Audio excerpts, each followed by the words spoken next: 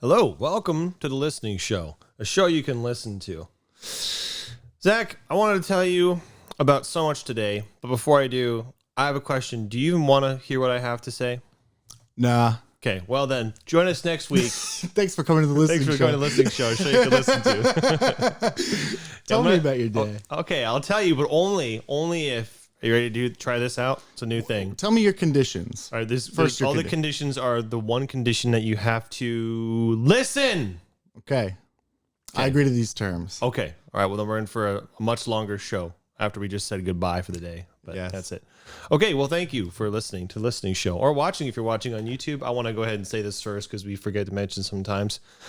I think our main platform might be YouTube. We have YouTube, so we have videos now, which, funnily enough, the cameras look better, and it's very funny and very silly. Zach's tend to look fine, and mine didn't, and I can't control white balance or exposure in the Mac on these cameras for some reason. I knew that was the problem, but his worked and mine didn't. I'm like, what is this one thing that has been consistent between us? It's because he usually wears anything but black, and I always wear black. So like maybe if I wore a white shirt like he's wearing, the balance will look good, and it looks fine now. So there's probably going to be a habit of us wearing light colored clothing so we don't look dumb on camera, because otherwise it makes us look all yellow and bright and it's bad. So that's the thing now. But at least it looks great, and so I'm very happy.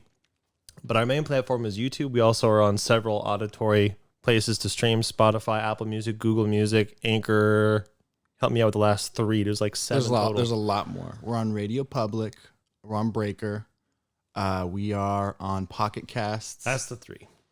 I think that our two biggest right now are Apple and Spotify, and it's not close. It's like Apple, I think, are 51% of our listeners, and Spotify are like 45%. Well, I'm not surprised So Spotify is up there, but I thought Spotify would be number one. But anyway, if you want to follow any of those on the audio version so you don't have to watch us, the links for those are on our YouTube channel. So Zach decided that I get to choose the topic today since it's my turn to start the show, and we kind of thought about it a little bit. There's a lot to talk about, but like most things, we're going to ramble. And I think we're going to talk about, generally, don't have the topic title, but sex, dating, relationships, marriage. We might come up with a better title at the end after we figure out how this rant goes. There's a lot to go over.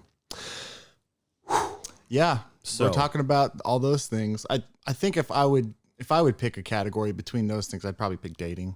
Dating. Sure. And its relation, and its relation to marriage and sex and all those other things you said. Okay. Well, then, how about we talk about what... There's so much. I want to pick one thing, but I know as soon as I do, I'll be like, but what about this? What about your... I know I'm thinking I still have to say it. What would you want in dating in the future from now? Oh, what do I want in dating? Yeah, if you were to date, what would that look like? That's a really big question. It is, because it's so open. Okay, where do I even start? All right, so I enjoy women more than men.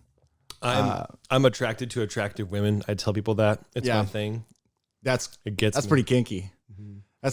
You're pretty crazy. Yeah. You're out there, buddy. Yeah, no, I like girls.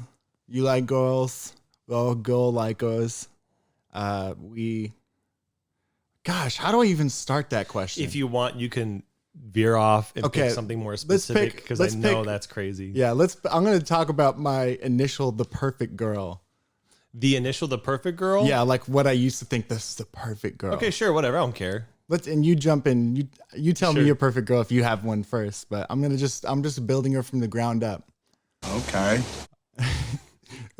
I imagine there's certain characters from like childhood shows and games that I was like, that's the perfect girl. And I'm trying to think of some right now and I can't think of any, but the idea is that they're pretty and popular and smart and witty and funny, and they're easy to talk to.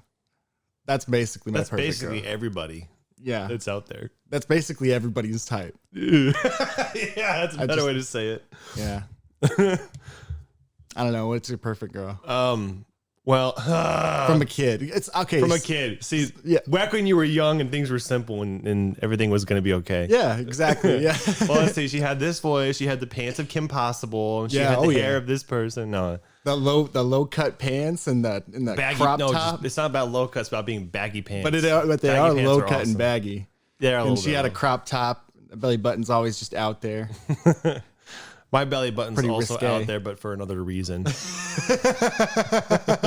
And girls find that equally attractive.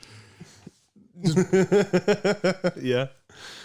Kim Possible. I was thinking you might say Kim Possible because that's one of your favorite shows. Is actually my favorite cartoon. That's right. Because of Ron Stoppable and Dr. Draken. Anyway, let's not go into that. Back then, I would have said the perfect girl is someone who is pure and quiet and gentle and exceedingly kind. She's always and baking beautiful. Every time. No, I'm kidding. Baking bread in the kitchen. What's the other thing? She's always wearing an apron. She's always appropriately dressed. She's Yeah, very that's hot. reserved and not that she's unaware of how beautiful she is, but she doesn't flaunt it because she doesn't need to because she's such a good person. But she is a very attractive person. But it's all hid underneath like glass and stuff. She's hot and she knows it, but she doesn't need to no, it's show not it. about. It's not even about being hot for her. That has no value for her. Yeah. That's not what matters to her. But And she is But hot. she is. Right, Yeah, that's, yeah, I anyway, get it. that's you understand it's fantasy. Yeah. Because this is fantasy shit. So I bet that's what girls like too, honestly, if you think about guys. I bet they're like, I want a dude who's hot who doesn't think he's hot. I bet that's Yeah. what it is. that stuff you mentioned earlier, all those qualities, those are all fantasies for everybody. Yeah. Basically, I want him to be perfect and like me. Yeah, no, I get, yeah. That's why I said the initial perfect gal, because obviously those people don't exist. Actually, when Which they do exist, they are those things, and they're also a lot of other things. Yeah, I was going to say those people don't exist because if they did, we would be dating them. Yeah, Or that or would have, they might not date us. Yeah, we wouldn't but be yeah. here now. Yeah, Well, now it's coming to the nihilistic adult future. nihilistic. Well, You keep using that word. I do not think it means what you think it means. yeah. So Realistically, and I know yeah. we're skipping a bunch of stuff about ourselves. mhm.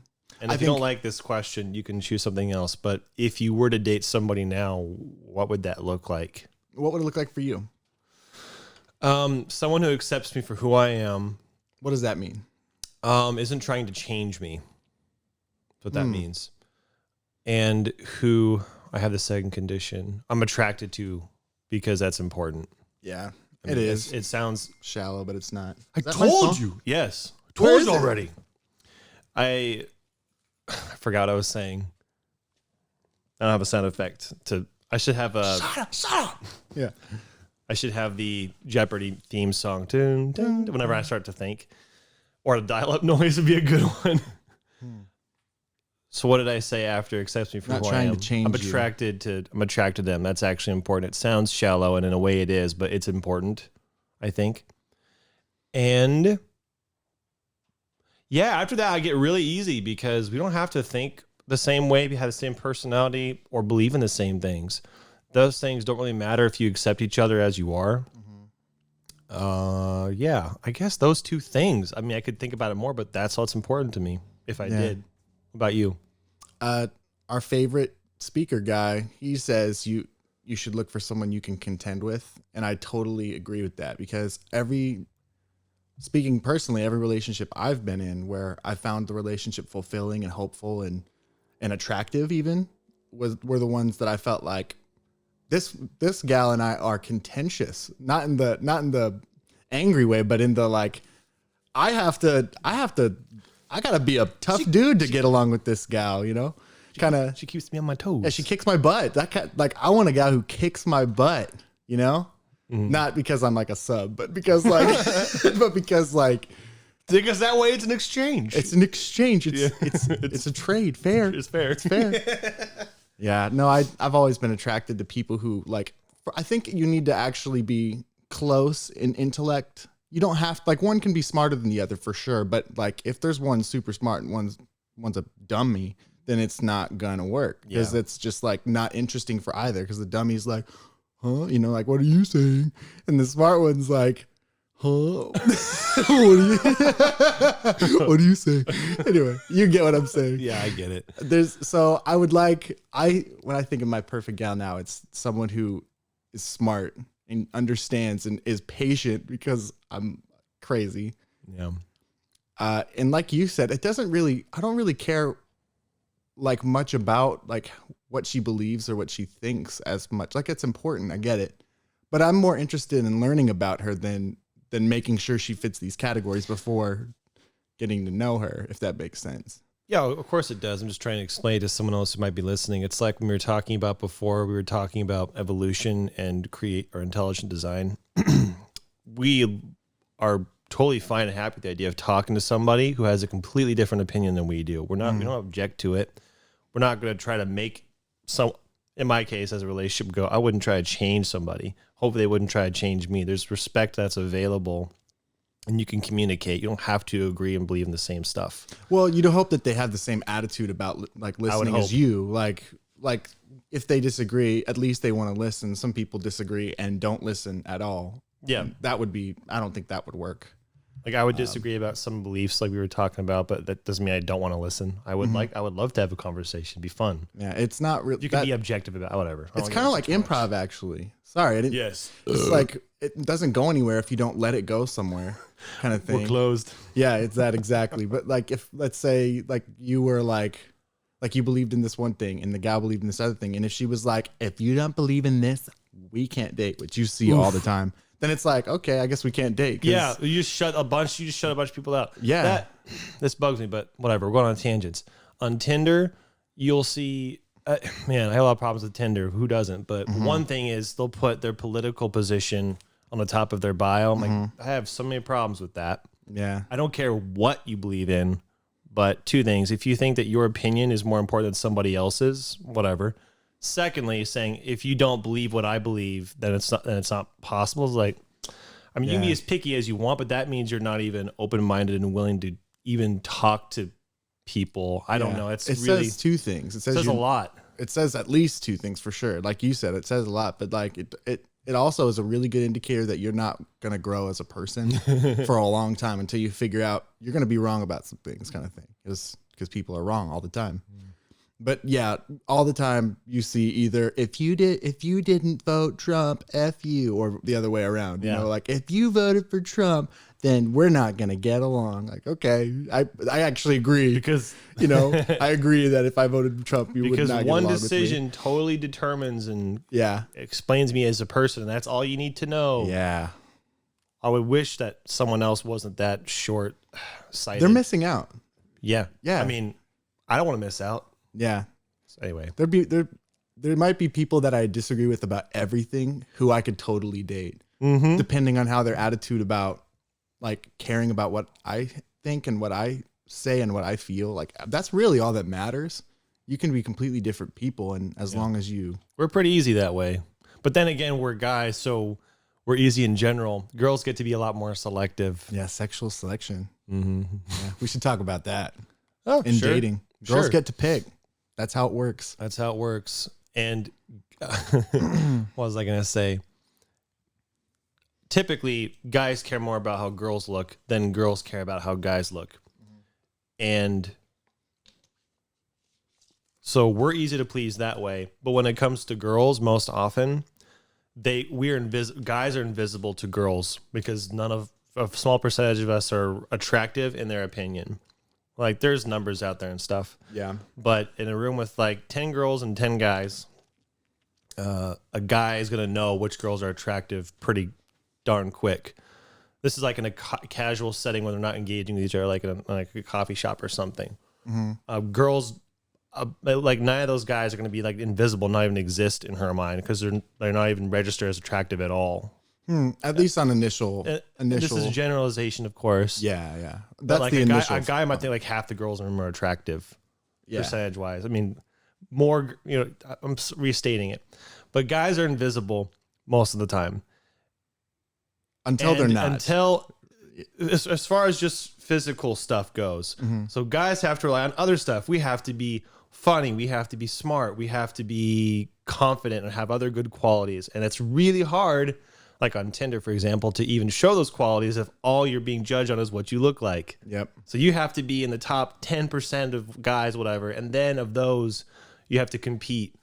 Yeah. Yeah. That's my little rant about sexual selection. Yeah. So to clarify, to defend girls a little bit, it's the initial like attractiveness is exactly how you described it, where it's like room of 10 people, 10 girls, 10 guys. The guys will be like 7 of those 10 girls are hot. Yeah. And the girls will all be like, and maybe there's one gal, but most girls would be like, one of those guys is hot. Yeah. And it's different that way. But then I bet here's what would happen really quickly. Once they start intermingling and talking, the guys would be like, oh, 3 of those girls, including one that I didn't think was hot, is hot. Right. And then the girls would say, oh, that one is not hot. These guys are really nice. Yeah. It would all change once they start talking, really interesting. because girls, they really are about personality and vibe, and guys are too, but they're also really about looks.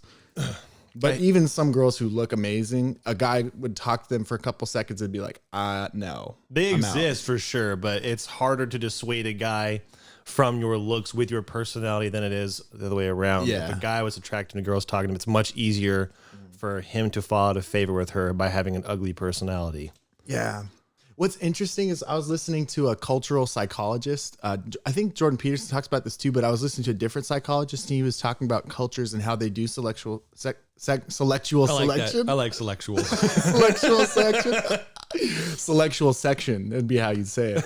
But how they do sexual selection. And they basically said what's interesting is that the girls get to pick the guys, but they do it based on what the guys picking the guys first. Like the guys get to set the hierarchy, and then from there the girls just play along. And I thought about that, and it was like, if you think about what that means, it's like the guys will dictate what is valuable, like being in shape, or being in a high position, or making a lot of money. Yep.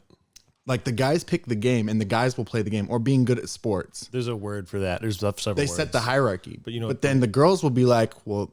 Even surely they don't think of it this way because it seems a little weird, but they will play along with that sort of, the guys say that he's got a good job and he's a good guy, he must be a good guy. It's not, I'm making it oversimplified. Right. So and we're gonna keep interjecting and going, this generally speaking, we're not saying everybody's like that, but please give us that grace. Yeah. There's a word for that. The word is status. Mm-hmm. Girls Social like status. Status. And that comes in several forms. For example, that I believe is why girls think married guys are more attractive than single guys. Yeah. Because they have been given value or status in like, oh, he's apparently desirable to somebody. He must be desirable. Yeah. It's very strange, but that's how I make sense Or of it. even dating it. Once a guy's dating, they're more attractive. Yeah. Yeah. I'm sure you can speak to that. When you were dating, girls were more interested randomly. And it's like, you couldn't have been interested before. You know, I'm obviously not, that's not how I thought of it, but. Did that happen for you when you were dating? Oh yeah. Yeah. No, that probably happened for you too. Yep. Yep. It's really weird. It is weird. It's like, hey, I'm single now. Where'd they go? Yeah. Yeah. I wish you should get that as a sound effect. Yeah, that's a good one. I should write that down. I could also get Hagrid on Harry Potter. Poof. I'll write that down. When he's drunk. Yeah. But it's not Hagrid. It's They both say it. Yeah, he goes poof. And then he goes poof. Poof. Yeah. And then Harry Potter goes asleep. poof. You're right. He does say it too. I forgot. Yeah. Anyway. We just watched that the other day. Okay. So, but what we were talking about status. Yeah, girls pick on status and good for them for it because they win when they pick on status most of the time. Guys pick on looks and they lose a lot more because the guys, if they're smart, they'd probably pick status too. Well, some guys pick status. That's going back to what I was saying earlier.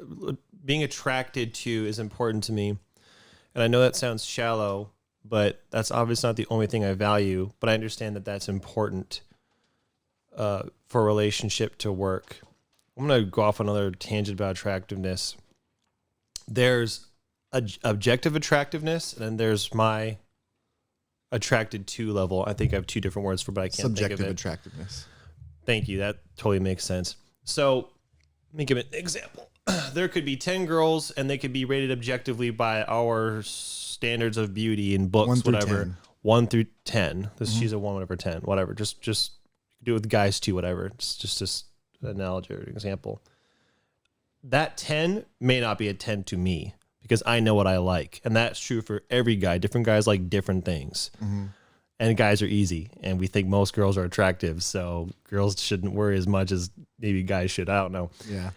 But there's objective attractiveness and there's subjective attractiveness. Unfortunately for me, I'm attracted to very few people. Mm-hmm. I'm hard to please that way, kind of. Mm-hmm. So how do I put that? I don't know. You interject right now because I think I may have been going somewhere unless that was the end. I know that you have pretty high standards as far as looks go. I guess I'm more. This is the way we're different because I don't necessarily like. I typically will chase after what people would call 10s, and sometimes it works, and it's always a little surprising to me. But my attractiveness, it's never been that I haven't been attracted to what some people might think 5s, like as far as the 1 to 10 scale. There's been 4s, 5s, but I've been like, that girl is hot. And it's because of her personality. Oh, it definitely helps. Like there's, or her behavior or how she carries herself. Like that seriously underrated quality girls. Like if you like become a good person and like, and like if you become funny and smart and you work on those characteristics and those traits, dudes will think that's hot. Even hot dudes will be like, damn, I think it's true both ways. It's just it's harder for guys to get past that phase because we get shot down our looks first, and girls are less accepting than guys are. So then more girls have a chance to be seen for who they are. Which whatever, I'm saying it's fair or not. I just think it's how it is. I think that here's the weird thing about guys like me who are not 10s chasing after 10s. And tell me what you think about this, but like. It has to be the perfect storm of things happening. It's such a weird. It's happened a couple times with me, where I've either dated or gone with a gal briefly who was like super hot, or for longer term. But anyway, but like what I've realized is I had to not only be on my A game from the time we met to, I for a long time I have to be like boom, boom, boom, on point, and smart and funny, and I have to smile at the right times and wink at the right times. All these things you have to play it perfectly, and you have to like sense the balance, and that's when it actually could work out, is because they'll help you sense when the balance is. And anyway, I'm getting off on a tangent, but it's okay. This is all tangents. But what's interesting, if you mess up at any point with a 10. You're done. Like all of a sudden you're friend zone. You're done. No way. And like even then they might never want to even see you again, kind of thing. Yeah, it's interesting. It's interesting. And you have to hit them at the right time too, because like they're 10s. They're gonna be always with a a guy, and then between relationships or whatever. And so you have to like find it like at that sweet spot right in between guys when she's like, I should start looking for a guy, kind of thing. But if you hit that honey hole and you hit it hard, then even if you're like a 7 or a 6 like me, you can honey hole. You have to find the honey hole, the sweet spot. Okay, that sounds way better. You're saying honey. You said a honey hole. My face. Hole. You said honey hole. My face did this. I was like, yeah. That sounds like. It sounds like honey pot. Which is a euphemism. Oh, you got to hit that honey hole. I was like, what? I think the honey hole is like a sweet spot, isn't it? Yeah, well, now I understand how you meant it. But if you said you got to hit that honey pot has one meaning in that context, and I thought that's what you meant by honey hole. And so I was like, anyway. I'm thinking of Winnie the Pooh now. Oh, bother. So I have a thought, which is kind of a tangent. Typically, girls date up, guys date down, meaning a 5 guy will typically date a 3 girl, or a 5 girl will date a 7 guy or a 6 guy. Yeah, right, up, whatever, or equal, right? But never girls. I shouldn't say never. Typically, never date down. Guys will date down more often than girls will, which I get. But I thought about what happens if you have here's the girl and here's the guy. She's like a 7'5", 8'6", 9'7", 10'8". What about the 10 guy? Or what about the 8, 9, and 10 guy? She gets, I don't know how to explain that, but there's a ceiling on one of them before there's a ceiling on the other. I think you're talking about largely. Yeah, obviously, obviously this isn't everybody, but generally and how it typically goes because of data and stuff. Yeah. Well, what I was thinking is that I forgot. Go ahead. I think that's generally the truth, but like that kind of contradicts what I just said about me dating a 10. Oh no, it's possible. It's just really hard. Yeah, it's really hard. That's what I know what I was laughing because I get it. It's possible to date up or like I get a 10. It's just so hard when you have to act like a 10 because you don't have a chance if you're like a 6 or something. Yeah, anyway, I thought that was funny. Yeah. But what's funny is guys know that too. And then like, so when you see a 7 like me with a 10, people are like, all the guys are like, "Let it go, nice job." Like it's always like, how did you do that? The good guys are like that. The other half are like, oh yeah, it's not fair. The hierarchy. Yeah, I get it. Yeah, there's bitter men everywhere. We're close to that, by the way. We shouldn't judge bitter men because we've definitely been bitter before. I'm way more bitter than you are. Yeah. I'm older. It comes with age. Yes. Oh, great. I have more drink left. Yeah. We've both dated up before. Both of us have, I think. And when we say dated up, we're talking attractiveness. Maybe. Yeah, attractiveness. Okay, I know what you mean. I want to explain this. There's subjective attractiveness, objective, subjective. And we're talking about physical, not your personality makes you more attractive. Yeah. She might be a 5, but we think she's a 7. Our subjective attractive, I think she's more physically attractive than I am. That's what we mean. Yeah, but I think... And also you think most people would agree that it's objective. Right, that's what I would say. Yeah, most people agree that those people are hotter than us, That's the kind of relationship we were in. Yeah. Getting an actual catch kind of a thing. Like, yeah. Yeah. Mm-hmm. It's a fun feeling. It's like that initial when you're talking to a 10 or a super attractive, beautiful person. Or a really good 7. Yeah. I don't like using the 1 to 10 scale, but it helps. I'm trying to talk about it objectively, so numbers just help. So we're obviously not saying... We're not saying women are objects. No, not at all. We're just... Yeah, so, whatever. But we're going to keep using the scale because it helps to define terms. So when you're talking to a 10, right? And you're not a 10, clearly. And you realize this 10 is stupid enough to be interested in me, like that's a good feeling. It feels like... No, that's not a good feeling. It's a horrible feeling because I think any moment now they're going to realize that I'm way ugly there. That's when true. that happens, I'm screwed. That's true. So far, they're stupid. I haven't figured it out yet. You know what I mean? But when they find out, I'm in trouble. Right. I get that too. You know what the problem with women is? I like how this starts. This has got a good... Yeah, let's go. Women are people too. Mm-hmm. That's a huge problem. No, I say that half jokingly, half completely in earnestness because I get upset when I'm thinking about objectification. Man, I wish I could objectify women, and I'm certainly guilty of it sometimes. I'm not a perfect person. Why? Why aren't I perfect? No, why do you wish you could objectify women? Let's explore this because I know where you're going with this, but I want you to say it because you're good at saying it. It would be so much simpler and so easy. And again, I could do away with some responsibility.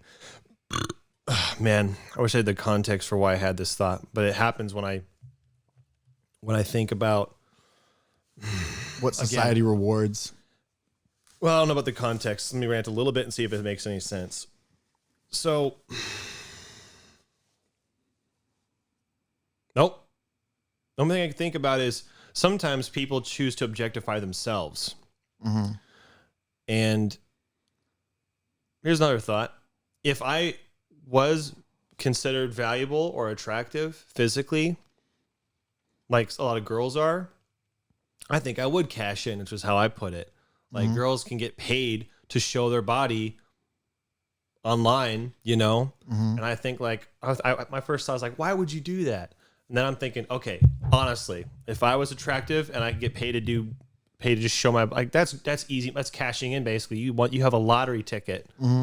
I think it's a shame, but I don't know why it's a shame if I think I'm not going to be a hypocrite. If I was in that position, I certainly understand it. I wouldn't want to, but is that thought too dismal? Because I didn't go anywhere very solid, but No, we're we're not very organized today. No, I'm that's not okay. Criticizing what you just said because I I'm jump off what you said? Yeah, I'm enjoying just rambling about these things and maybe not finishing thoughts, but Yeah. I'm enjoying it. It'll be hard to pick out the highlights later, but Whatever. we'll come up with some highlights. We'll just have one highlight. You know what the problem with women is? They're people too. I really hope I remember the rest of that thought because that's like half the thought. Anyway, pick apart. Okay. So you talked about, I wish I could objectify women, but I can't. I think that the reason you wish you could objectify women, and I don't want to attribute motive to you, so agree or disagree with me if you want, but I could say for most people who find themselves in that situation where they're unable to objectify women, first of all, you're a better person for it because objectifying women is a good way to lead you to no meaningful relationships. Women will all become objects, which means you can't see them for the complexity and the awesomeness that they are as an individual. So you're missing out if you objectify women. The other thing is society does reward people who do that objectively. Like people who objectify women and monetize it and things like that, they get a lot of money because the guys who objectify women, it's an industry. It is. It's like your society rewards those people. So it would further incentivize men like us who have a hard time objectifying women. It doesn't benefit us to be good yet. I think that it will benefit in the long term. When we find, the person we're supposed to marry or that we will marry, if that ever happens, maybe it won't, but that's typically better for long-term relationships anyways, when you're unable to objectify women because you can see the complexity and be better for it. I think one reason I was thinking I wish I could objectify women is because like when it comes to, I guess, the sexual nature, I can't fully appreciate them as like a set. You're not just something to have sex with, you're a person. Like, how you doing? I care. It's a real burden. I'm not like literally like, how you doing? Yeah. No, it's a real sex. It's a matrix question. It's about ignorance. It's a real burden to know. Perhaps it'll be funny to you. I'm just thinking about like while having sex, being like, how you doing? Yeah. So sorry. That's okay. Awful. No, it's not awful. No, actually it is. How are things? I mean, it's not wrong. It's just not Is fun. your mom doing okay lately? Sorry, go ahead. That's so awful. No, I don't know. It's not a complete thought, but no, it's a burden to care. And I do care about people, and women are people too, even if they want to be treated like an object. And that's when it becomes difficult. Yeah. They want to be treated like an object. Well, you're not. Sorry. Anyway. Yeah.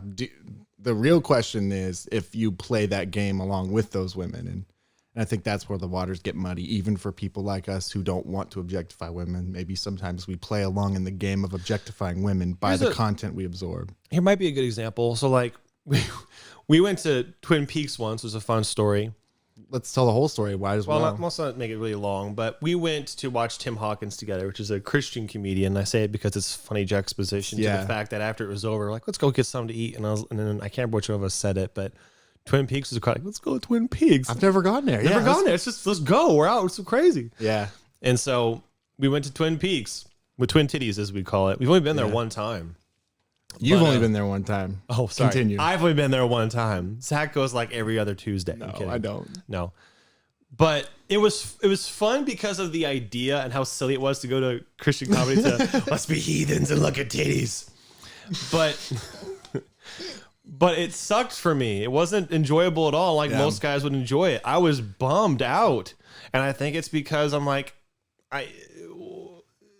it wasn't that look at these girls with no future. Nothing like that. Mm-hmm. It was because they want me to more or less. I'm supposed to appreciate how attractive and scantily clad they are and whatever. Does that make sense? Scantily clad? Mm-hmm.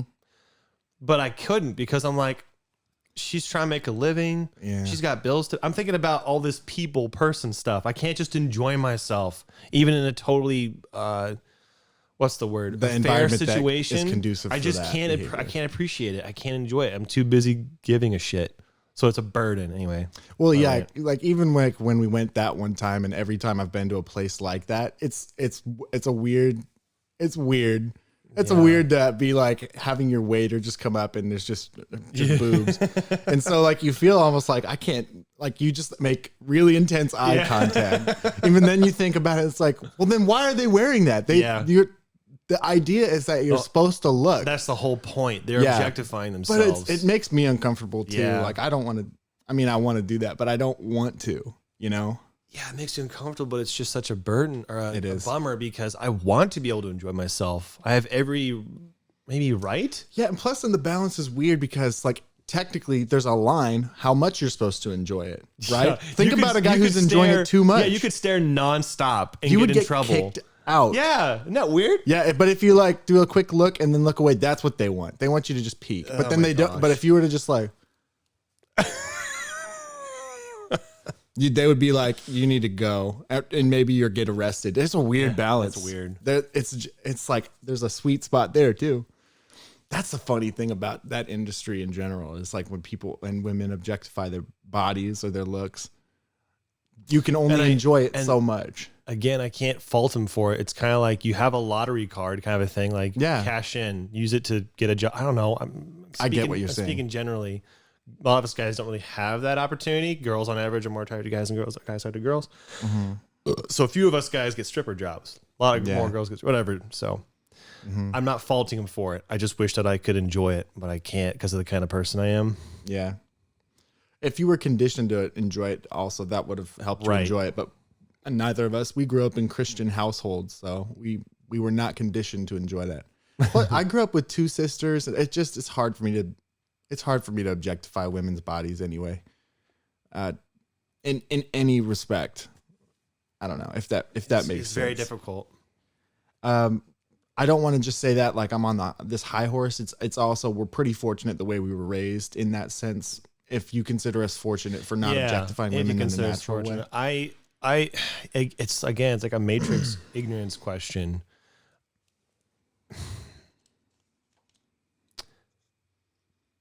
Yeah, it's exactly what it is. Being the kind of person I am, I would like to be ignorant. I don't know if it's the right choice. If you are, I forgot the guy's name in the Matrix who chooses to forget and not deal with the consequences and wants to enjoy the taste of steak, even though it's not real. That'd be really nice.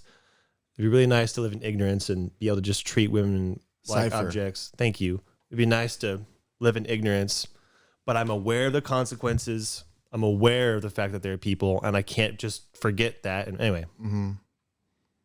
Yeah. I had this.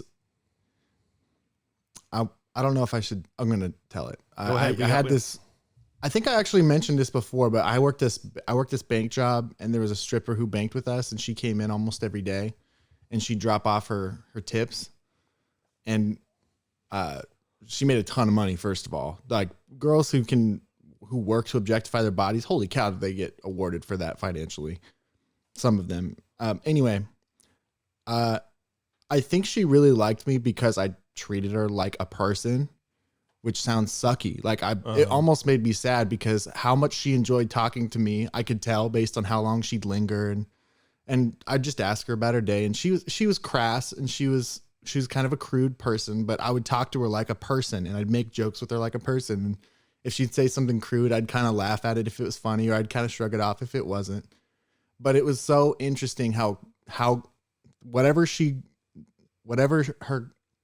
the culture around her is obviously different from the culture that was around me that I grew up in, but it was refreshing for her to see this guy who's not just staring at her tits, you know? Mm-hmm.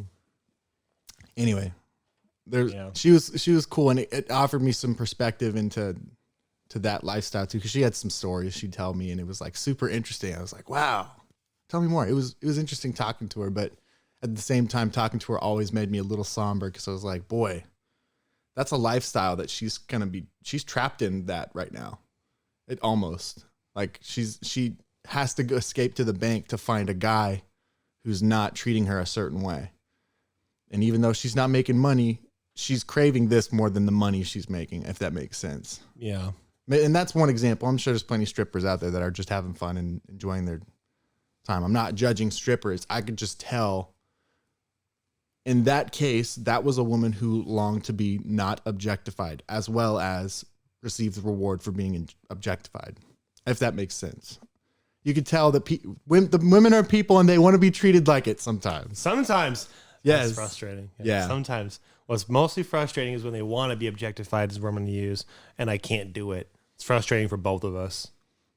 That happens sometimes. Mm.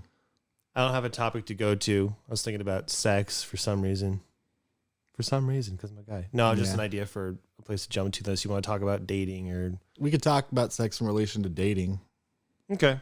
I mean, I don't have much to say in that. Where to start? It seems like it's not the best idea. I think traditionally a lot of Christian homes are like, wait until you get married to bump uglies. And never heard that before. Bump uglies. And I think that I'd agree with that, but that's only because I don't really have a good justification for it other than the typical, like the things that people say about it from churches, which is that like, once you do that, then you'll have nothing special for marriage except for sharing taxes. And that's not fun. And I kind of get that. Like that's a good initial sort of reward for getting married, I suppose. I don't know where to start. It does seem like studies have shown that sex is more enjoyable in a committed relationship because there's security about it. So what's more committed than marriage? That's the highest level of commitment you can have. So I imagine it'd be more fun if you get married. I don't know. I've never been married, but I don't know. What do you think? I have a lot of thoughts, and they're all pretty depressing. I'll try to organize them a little bit and not read so much. What do you think about the place of sex and dating? Do you think it belongs in dating? There was a long time in my life, most of my life, when I thought sex is a tool for marriage, and it's used to make a marriage stronger. And to a degree, I still believe that. I'm still, I wouldn't say, oh, I've decided 100% of everything. I have stronger opinions now than I did then. But most of my life, like, I want to save this for a tool for marriage until that didn't work out, which is another story I don't want to tell.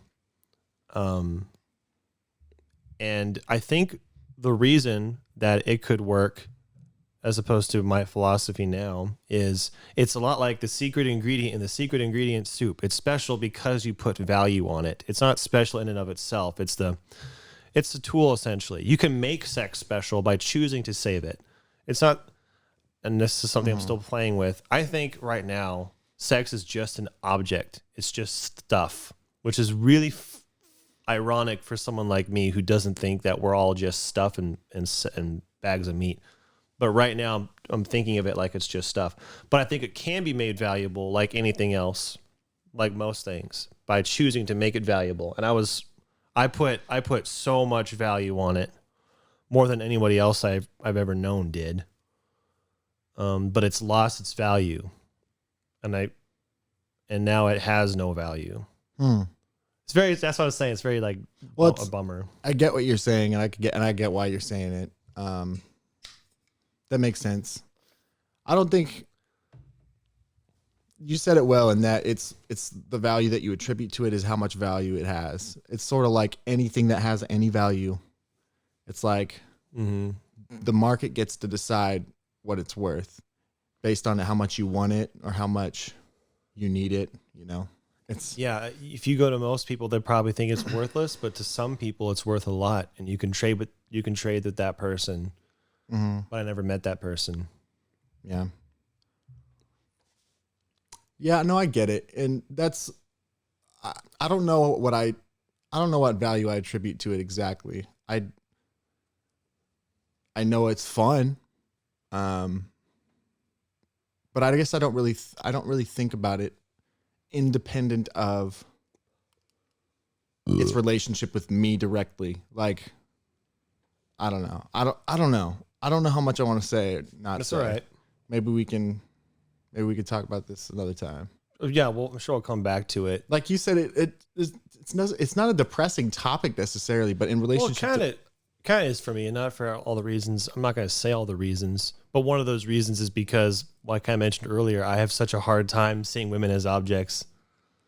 yeah. Well, and Sometimes I do just fine, but most often I can't do it when it's convenient, which makes it especially frustrating. yeah, I think another When a woman wants to be objectified, when it's the best time to do it, I can't do it. That's when it's frustrating. Typically, that's how it works for me. Huh. Yeah. Yeah. No, I think. Well, that's the other thing about sex, though. It goes for yourself. Is that worth talking about? Like, you can objectify yourself even as a guy. That is essentially, if you can treat sex like an object and it has no meaning, and if you engage in that, you are objectifying yourself. Yeah, no, it does work the same for guys. Socioculturally, guys are rewarded more for it when you do that. Well, it's harder for guys. Yeah. Because, okay, how do I say that? I thought this before. I'm going to ramble. Sorry, but I really want to get the right phrasing. More girls have sex than guys. And what that means is if there's 10 girls and 10 guys, maybe 10 girls will have sex and one guy will have sex. It doesn't mean that girls have had sex more times. It means that more of the girls have had sex, but fewer of the guys will have the sex. So that makes sense. It's because of the selection. Right. I forgot the first thing I was saying, but that's basically the right idea. Mm-hmm. It is. And all the, like, there's very few 10 guys, but those 10s can get it whenever they want. Right. Kind of thing. As can the 10 girls. Like, all the most attractive people can get sex if they want it. The thing about it is that guys are actually rewarded in culture for getting it, you know, like, cause it's seen as status for them. And so they're incentivized to get more of it. But even if you're a super attractive girl, and if you cared about your status in society, I think that you're not as much incentivized to have a lot of sex as guys are, because that's like hoe shaming or whatever. I get it. I think, well, more than ever, I think we've gotten further away from that. Yeah, I think that shaming in general is, unless it's for convenient. Anyway, I don't want to. I'm not saying it's right or wrong. Shaming in general it's less tolerated now. Maybe that's fine, but maybe there's certain things that are worth shaming. I don't know. Is shaming the right word for it? Maybe not. Taboo. Yeah. I don't know if shaming is the right I know word. what you mean. Some things certainly should not be propagated. Some behavior shouldn't be propagated, but I don't know if shaming is a good way to do that. It's like a punishment, but it's not a punishment. I don't know. That just incentivizes people to not care about people shaming you, which that can be good because it doesn't influence your decision making. You can make decision making independent of other people's opinions, but it's also bad because then you don't know when you're actually out of line, because the culture shaming you is just people saying you can't be yourself. You know? I don't know. I kind of went off on another. It's okay. This is all tangents. This is just tangents one after another. Which is fine. It is fine. Hey, do you have anything more you want to say about sex? No, not right now. Not right now is a good way to say it. Maybe we'll. Oh, I'm sure we'll come back to this another day. Yeah. When we're older and you're wiser and I'm more cynical.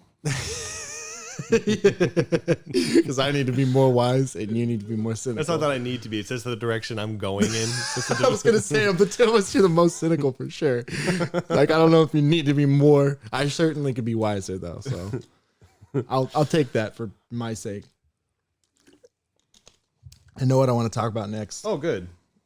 I want to talk about dates we've been on. Okay. Let's tell some stories. Stories? What was your first ever date that you remember? I don't know if this was, that was a date. I guess it was my first date. I had a Tinder date years ago. I would have been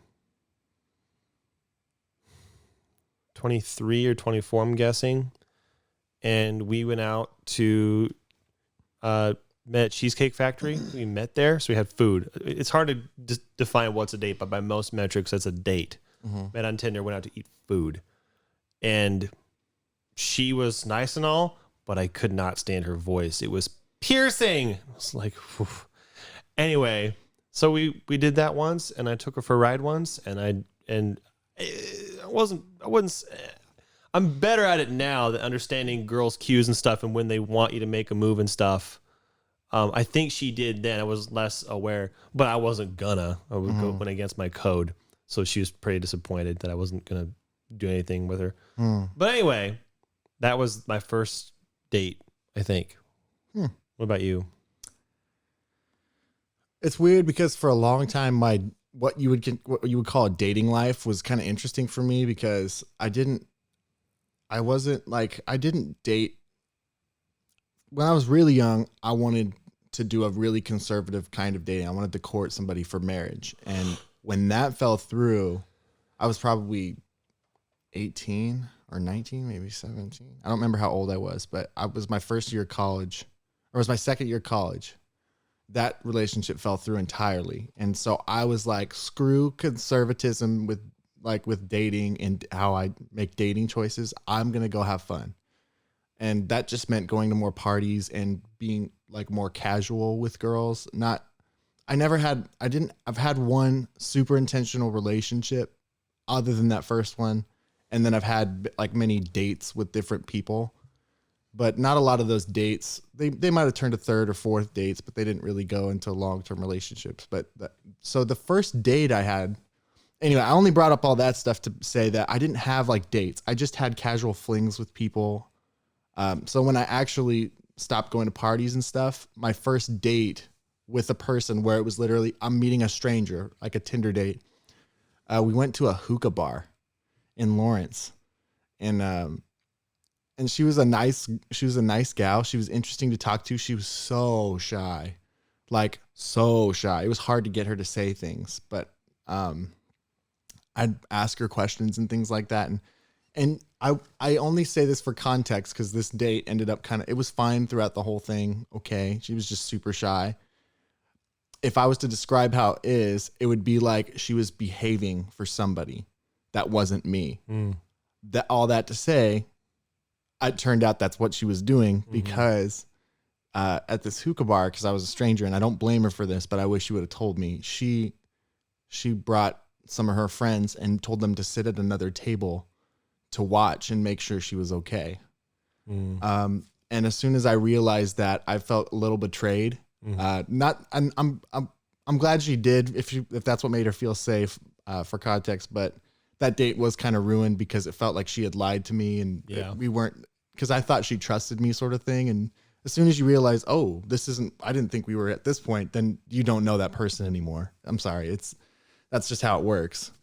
So anyway, as soon as she didn't ever admit to this, but at one point I saw her kind of do this and I turned over to the table and I saw all four of these people looking at me.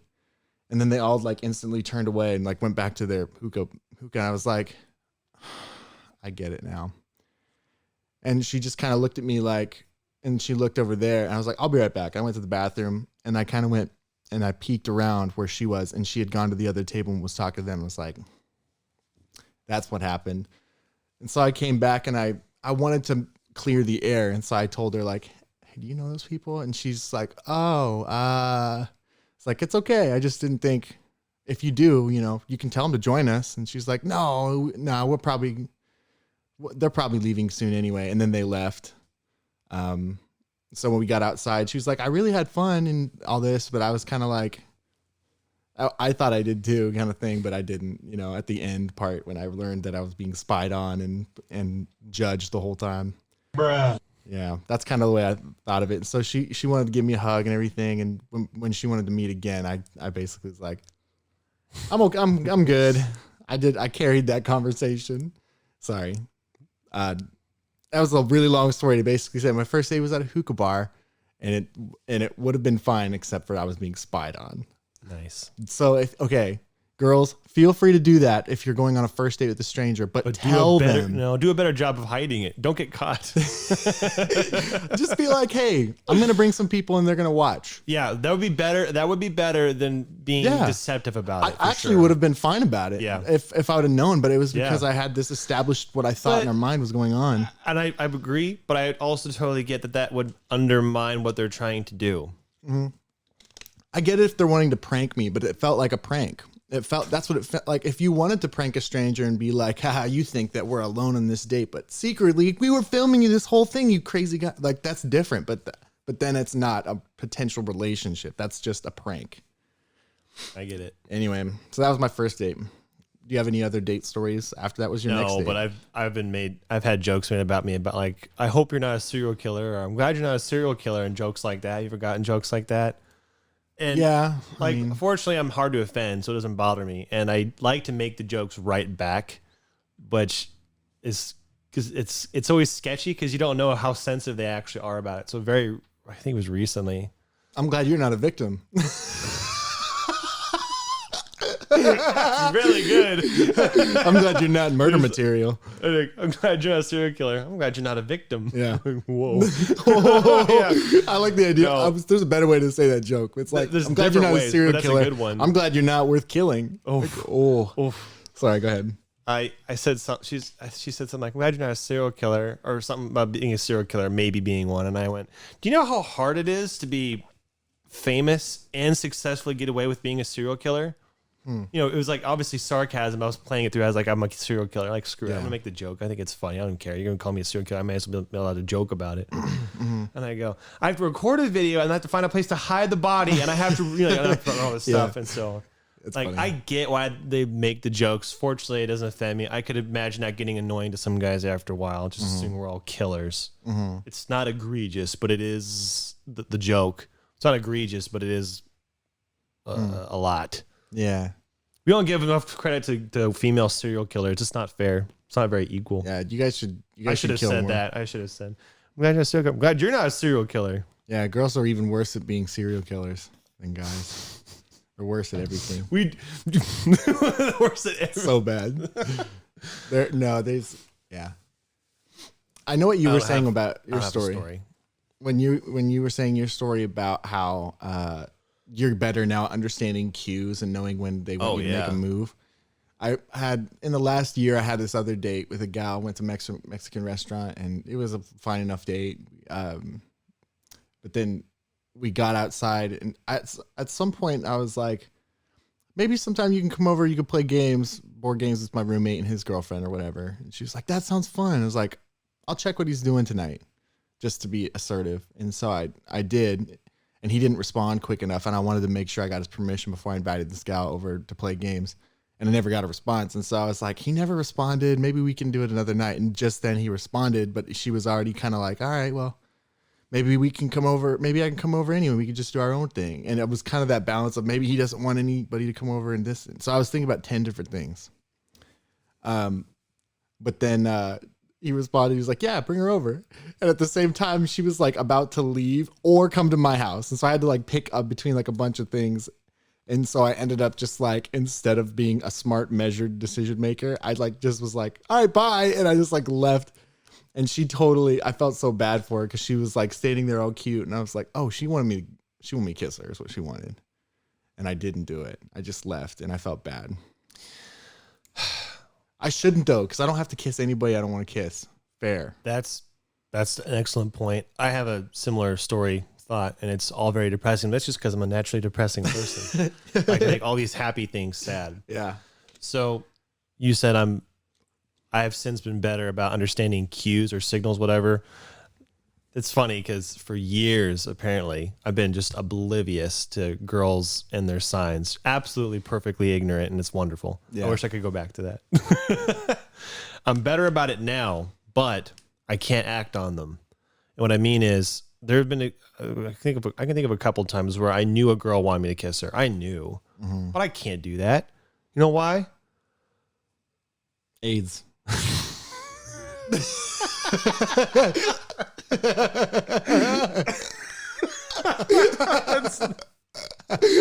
That's not it at all, but no. Like you said, sometimes thinking about it, AIDS. Yeah, that's it. That's the reason.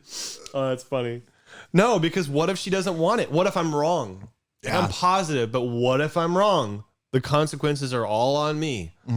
Like, there are serious consequences, and it's not a gamble that most guys are going to make, and I'm not going to make. I don't blame them.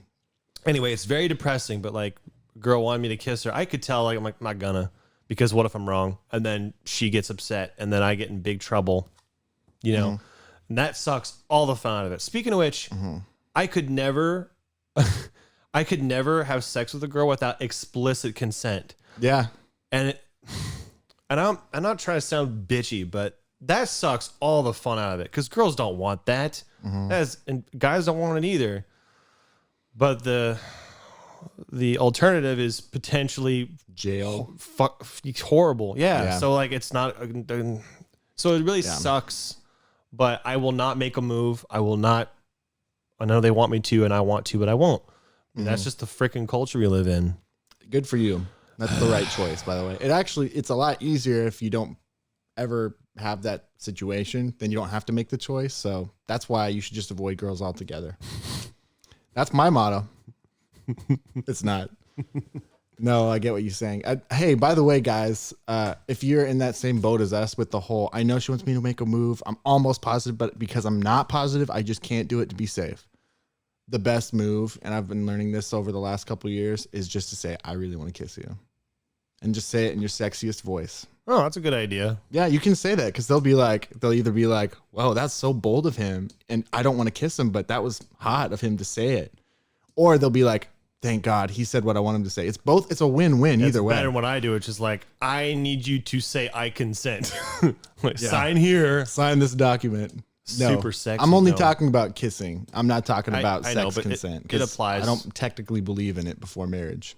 So it applies the same thing. Yeah. Move in general, any move. Right. Just say it. Just that's speaking bold. Idea. Just be like, hey, I want to kiss you. Because then you're not at fault for anything. And then she can say no. You can go, okay, great. Now we know. No, I'm not. You don't say, if she says no, then you can be like, it doesn't change that I still want it. Like you don't have, I'm not saying I'm going to, I just saying I want it. Take it as a compliment. You hot girl that I want to touch my lips to yours. You could say that too. Hey, I want to touch my lips to yours right now. That's another way to say it. Yeah.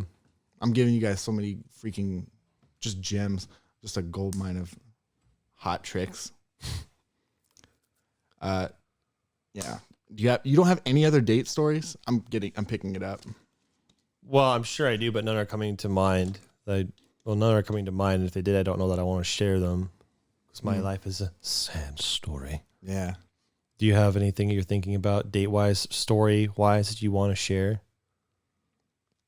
I've been on several dates. I've been on a lot of dates. It's hard to pick one. There's been what's your worst date experience? What's your worst date experience? You know, I really think that there was one worse than the girl with the piercing voice. But that's pretty bad. It's not that bad. She wasn't a bad person. It was just inconvenient or unfortunate. That's right. It was unfortunate that I didn't like something about her that way. I call it a bad date. I remember one time this girl messaged me and I said, I'll meet you for ice cream. And I went to ice cream and I waited an hour and she didn't show up. That's the worst date I can imagine. Yeah. Yeah. So it didn't happen. No, yeah. That's pretty bad. That's sad. I went home and, then I said something like message, hey, you forgot. And this is back when I was a pretty nice guy, like pushover. I'm not, there's a level, which would be a fun thing to describe. Nice guy versus bad guy. And then whatever different levels. I was at the point where I was nice and a pushover. Now I'm nice, but I'm not a pushover. But anyway, now like recently I waited for a girl for half an hour. She didn't show up and I left. Like I'm not waiting half an hour for anybody. That's ridiculous. Not whatever. A stranger. Turned out she didn't show up till an hour later. And she said, where are you? And I was like, you made me wait an hour, so I left. Or half an hour, so I left. Or just whatever. Anyway, that date sucked because it didn't happen. And I just sat there like a goober in an ice cream shop by myself for an hour. And that won't happen again. Yeah. Because someone who can treat you like that isn't worth your time. If you respect yourself, I mean, you have to have some standards. Yeah, I think a half hour is a pretty good mark. But I would probably call or text, and if they didn't respond in a half hour, then I'd leave. Mm-hmm. If I didn't call at all, I was in contact. She said she has something else she was doing. I'm like, okay, so whatever you're doing is more important than meeting with someone you agreed to meet with. So at the time you agreed to meet them with. So that I'm not gonna. Yeah. No, you're right. You're right. Then if you were in contact, then that makes sense. There was one time, and it wasn't a date, so I can't judge her for it. But one time, this gal goes, let's go to World of Fun. It was like, just you and me? Like, yeah, just you and me. I was like, Nice. that sounds fun. And I got there and it was just her and me and like 3 or 4 other people. And she didn't talk to me once the whole time. And I didn't know these other people. And I was like, okay. So that one sucked. And it wasn't a date. She didn't say let's go on a date. She was just like, let's go. It's just you and me. It'd be a fun thing. She's technically exempt, but it would still suck for you. Yeah, but I was like, what is your problem? Like, at least talk to me. Like, I wasn't even coming here as a date, but like, be my friend. Don't ignore me. Yeah, that was sad. That was probably, if I count that as a date, that'd be the worst date. The hookah date though it was fine. It was a long date too, and that's what the other thing was like. This was way too long to be sitting in a hookah bar. How about, what would be your ideal date? Well, let's see, this opens some worms. It's like, what's the purpose of the date? What's your future plan? But I'll try to keep it simple. If I want to go on a date, I want to meet somebody somewhere, preferably eat food because I love eating food. I eat food every day. Girls love food. This is a fun question, by the way. I want you to continue, but I'm so excited to answer this one. Okay, good. I'm glad you have an answer. Mine's really easy. Just go eat food. Probably do something else that's fun, like ride around the bike is my ideal fun. But so I might just be walking around. But I want to be able to talk to each other and get to know you some. Yeah, that's about it. I mean, I'm fine with doing more at this point. Like, let's go home. But also, it's like, I just want to get to know you and do something casual in public. That's like pretty standard. I would call that a date. If you come straight to my house, that's not really date. That's kind of booty call territory, isn't it? Fun, quick story. I noticed something about, okay, it's not that quick. I can tell it afterwards if you want. You decide if I tell this now or never. Just remember the question so I can answer it later. Go ahead. The question is, what's your ideal date? Okay. So here's a fun thing I noticed. When girls eat, they typically bob their head side to side. Yeah, they do. There's layers to this, okay? Yeah. So I was in an authentic Russian restaurant where no one spoke English. The friend I went with, he spoke English and Russian, so he translated. So this is another culture, and the seats are elevated. It smells completely different. All the foods, it's whatever. You're like another country, basically. And I laughed and covered my face when a girl, Russian, got her food and did this. I was like, even in this culture, they do it too. So funny. And so now I'm horrible, and I point that out to any girl that I'm with, whoever does it. That's what girls do. And then I went, there's another level. I was like, what do guys do? I'm like, well, guys don't do that. And I was like, we don't do that. No, we do. Guess what guys do? They don't do this. They do this. They bob up and down. I was going to say that. Yeah, that's what I did. That's how you guys do this. Both of us are just sitting here like... Yeah, it's so true. But it's funny because, girls, they'll do this and guys do this. So I noticed that. And I guess that was the little story I wanted to tell. So now your ideal date. Wait. Before we get there, my parents, they went to Nepal this one time. And when they say yes, they said that they shake their head like this. Interesting. They're like, yeah, we can do that. And they were like, it looks like you're saying, I don't know. Because that's what, I don't know. Yeah. Like, that's what I don't know in our culture. But their culture, this is, yeah. I can't even do it. But it's just that side to side sort of thing. It's interesting. Apparently that's the thing in Nepal. Or maybe it's India. I can't remember which. Maybe it's both. Well, that's hilarious that in another culture, this is girls eating. Yeah, both cultures. Not just our culture. It helps them digest the goodness. That's only when you enjoy the food, though. Like when guys eat the food, like, yeah, it's good, or you're satiated because you were so hungry. But whatever, it's really good. Yes, that's how you emote that the food is good. It's really good. Ideal date. So my ideal date, first of all, any date can be the perfect date if the person is the right person. That's like, I get it. It doesn't really matter. You could be sitting there taking the trash out, and if it's the right person, that's like the best date. Yep. But if I just picked like a date with a person who's like a regular person that I would enjoy, this isn't perfect. This is ideal. Like if you were going to have one and go, this is the kind of date I'd like to have. There's like 10 different kinds, but the first thing that comes to mind is a meat and cheese platter, red wine, and playing board games. And it's at my house or her house. I don't care which house, but like it's in the living room, and it's so just this is your first time meeting her, I'm assuming, and she comes over to you go to one of your houses, and you assuming that we could. It counts as a date. It's kind of subjective what a date is. Is that you're probably wanting to know a date in public that I would like? No. Like if you think a date is come over to my house, if that's what you think a date is, then okay. I like the idea of like playing games together, or like video games, even like playing a freaking video game with the gal. And eating like a snacky but delicious protein-filled food. Like, I want to do all that. I want to interrupt and steal yours. Almonds? You could eat almonds on a date. I don't. Yeah, I would like to do all those things. Most girls, I don't think, would be comfortable with that, and I feel like going out is fun, and also, I don't know. Maybe it's too traditional, but I do want dude to come over and hang out and do stupid stuff like play ping pong and watch a movie. I want to do that. But like, I wouldn't say, "Oh, we went on a date. What'd you do?" "Oh, I invited her over to my house. We watched a movie." Like, I guess that's a date, but like, whatever. I know you don't. I know you don't prefer the scene, or maybe you're not used to it at all because you don't really drink. But the bar is actually a really fun first date too. Just to meet at a bar, just have some drinks with a gal and all that. That's a good way to like be loose and have. It's because it's loud too, and you don't feel like you're like if you go to a really quiet restaurant, that's pretty. Intimate. It's pretty intimate, romantic. And if it's a first date, you don't really want that intimate feel because I don't even know this person. How can I be intimate with them in a quiet kind of way? But if I had to pick like a bar and grill, that'd be a fun place for first date. Or even like freaking Italian restaurant or whatever. But it doesn't have to be fancy. Especially if it's a first. Maybe we should have said an ideal first date. Ideal first date. Ideal first date would probably be probably a bar. Okay, so when you were earlier, when you were saying ideal date, you weren't thinking of a first date. You were thinking of, I should have clarified. This is your first time seeing somebody. What would be the ideal way to be with them for the first time? The situation I described is ideal. Meeting them in public, so we can eat food and we can get to know each other. Yeah, not like a casual place. Anyway, that is ideal for me. Yeah, and then if it's great, maybe then you can come over. We can do more stuff. Yeah.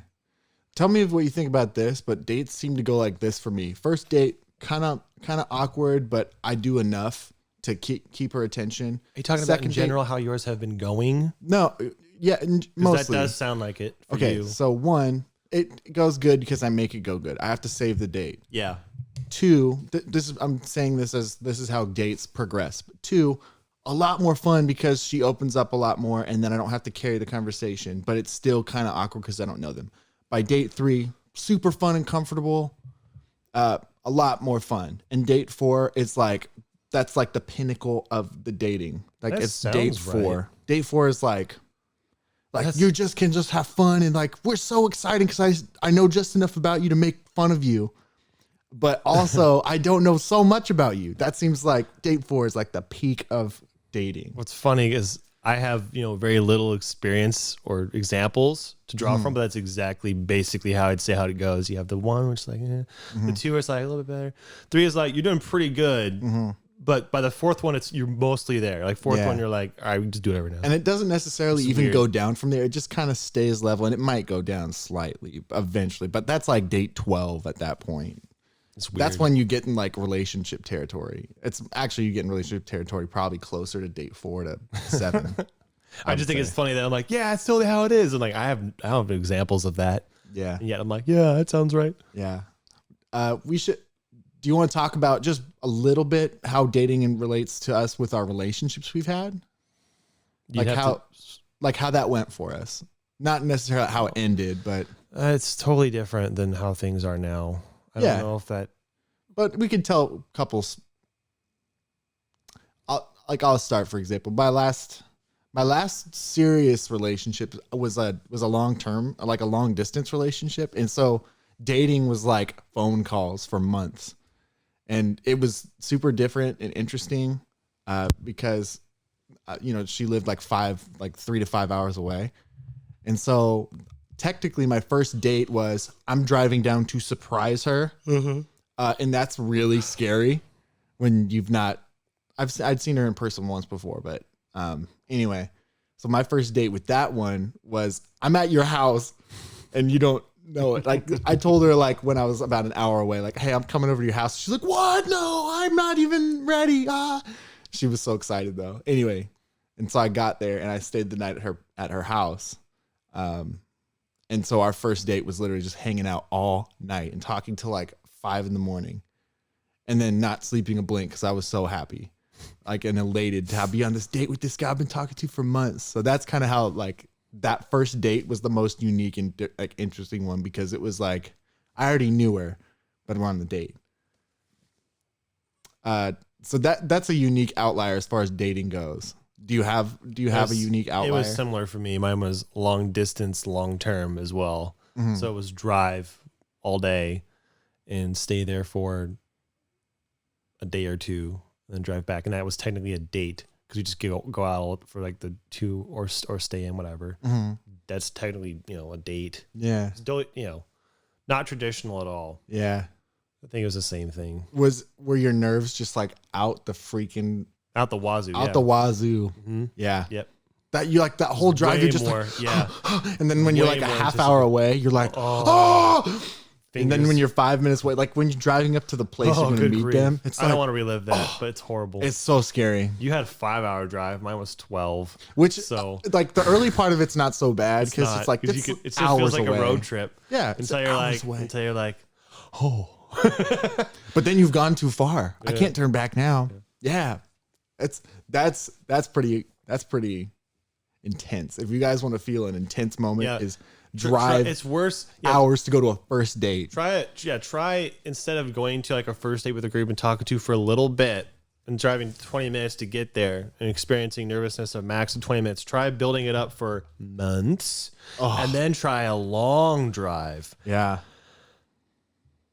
It's not. I remember I was in my car brushing my teeth for like an hour and a half because I was like, I gotta make sure they're clean. So I'm just driving. I was so nervous. I was like, my teeth. I was the cleanest my teeth I've ever been. It's such an interesting. Yeah.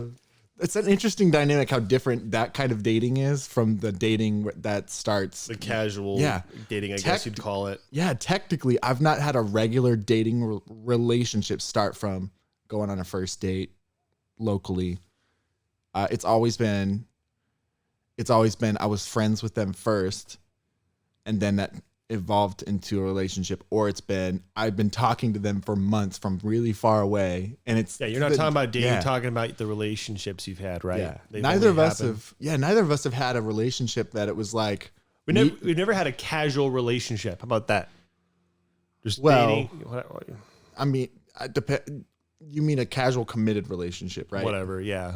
No. There's only been serious for us. Serious or too casual, like that. What's too casual? Well, not too casual to be committed. Like we'll have flings, is what I call them, but not flings. I haven't. I was talking about relationships, not dating. I've only ever had a serious relationship. Yeah. I don't know about you. So. I assume so, but I don't know that. Yes, for when we call people like your girlfriend or you're going together, you're dating. Technically, you and I have had one, although we've been on many dates, many multiples. But I mean, we don't count the first one. We like both of us. We want to talk about that really quick. No, I don't. It's funny. Well, it's certainly far enough now that it doesn't sting. Yeah, like a decade ago. Yeah, good grief. Our naive young selves. We should just talk about it. We should just do whatever. It. We just that one, but not too much detail. I don't want it to be a drag. No, and it won't be a drag. It's so long ago. Yeah, because that's why I want to tell it, because it's like so silly how long ago and how ridiculous, how stupid we were. Well, probably naive. I don't think we were wrong, though. I don't think we were wrong. We're just naive. Naive is a good way to say it. So I had this crush on this girl when I was 14.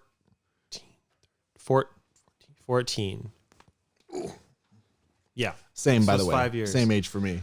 So for 5 years, I don't want to give too much detail, but we were not in the same state. We waited until she turned 18, which is when I turned 19. So that was 5 years. And I flew in to surprise her.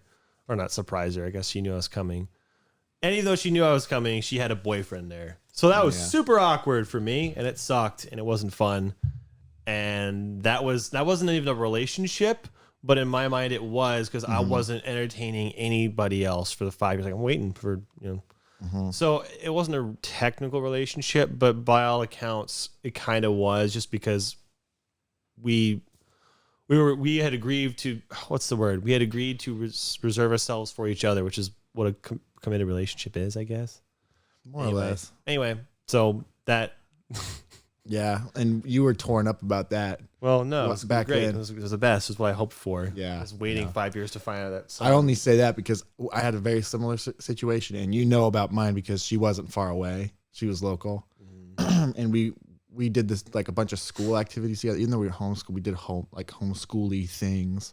We were, you and I met doing an improv class, and in that same arts academy, this other gal was there, and I won't give any like too much detail, but like we fancied each other is the way that you say it if you're a little Amish baby who doesn't know anything of the world. And when I got old enough, I had to talk to her dad and be like, I want to date her, but I was young. And so her parents were like, you're too young. And they were like, they knew that we liked each other kind of thing. But, I was pretty young. They're like, you're too young, wait a year. And they're like, while you're waiting a year to be with the daughter, don't talk to her at all and see if she still likes you. It was like, don't talk to her at all. It's horrible. It didn't make any sense. Like, yeah, to this day, it's kind of like, what? But anyway, without giving too much detail, she obviously lost interest because that's what happens when people ignore you for a year. And it's not like, maybe I should have, like, I felt so stupid, like, now, of course, because I was like, maybe I should have told her, I'm going to ignore you for a year. Yeah. But I guess I just thought how that dare she you knew. freaking try to be respectful and do what Her parents want. what your parents want. And like, that's dumbass. Right. Trying to be a good person. Yeah.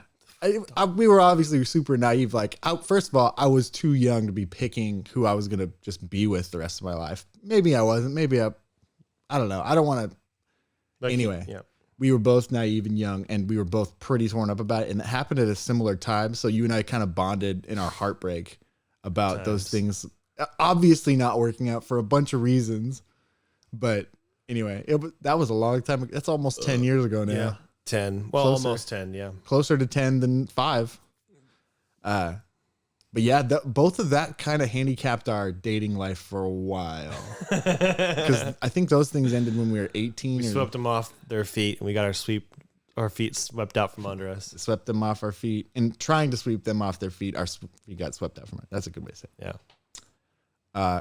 But so, yeah, then neither of us did any dating. We talked to a couple people, but for a couple years.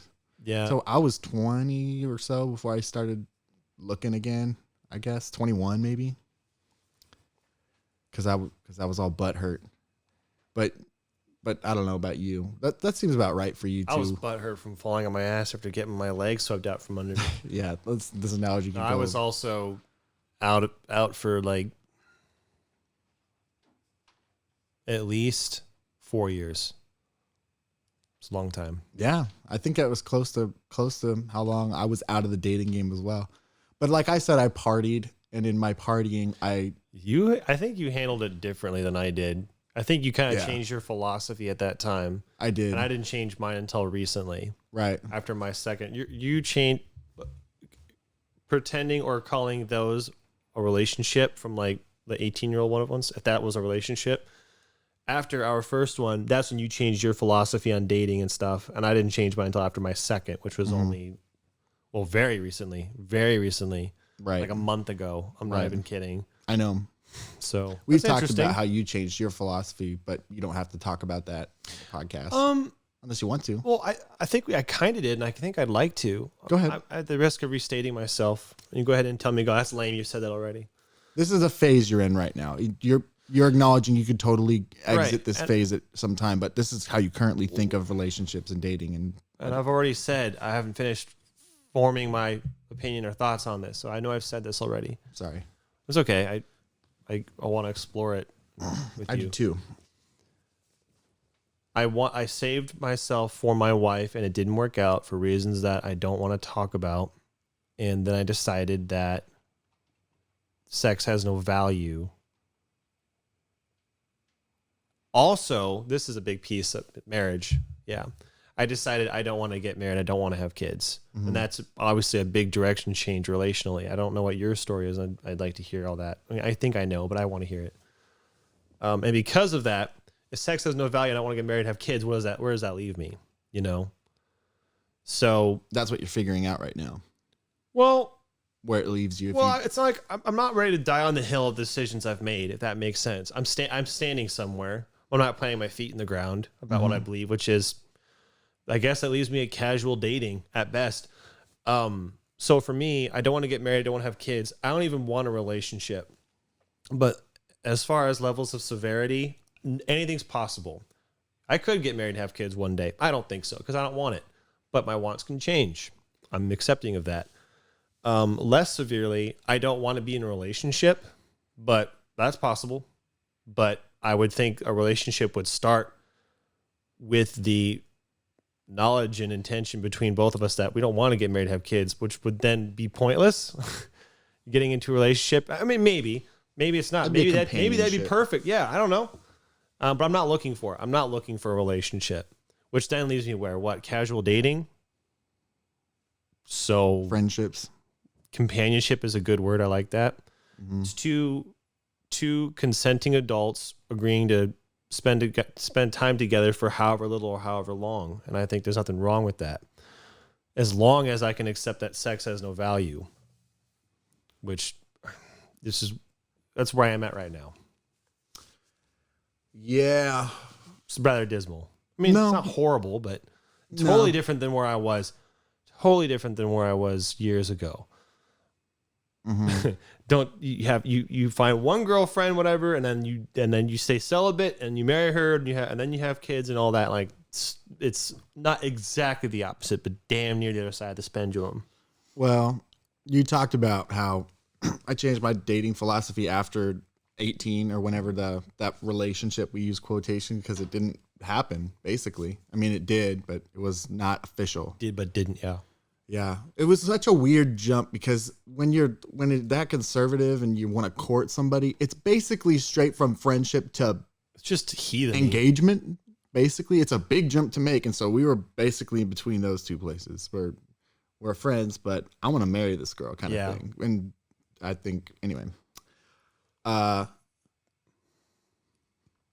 So my philosophy changed because of that directly, because I realized that's too big of a jump to make and everybody else is dating and I'm not going to find anybody if nobody's doing this really conservative thing that nobody does anymore. And if they do it, they're doing it wrong kind of thing. So I basically was like, well, first of all, I was pretty broken up and I was like, I don't care to marry anybody except for that girl. And so I don't care what I do with who at this point. I'm just going to hang out with friends and party and escape my teenage years, get to 20 and then figure out the job part, you know? So that's what I did, is I just partied and all that. And at some point I realized, oh, I like girls and I think it'd be more fulfilling if I had a committed relationship. And I didn't really pursue anybody else until I was 22. That's right. 21. So it was like 3 years where I just was kind of in the middle and I believed I'm just going to date if I want to, but I don't want to because I just want to marry this one girl. Anyway, 21. I pursued that one girl and we dated pretty seriously for almost 2 years. Where was I going with this? My philosophy on dating. That's what we're talking about, right? Yeah, how that changed.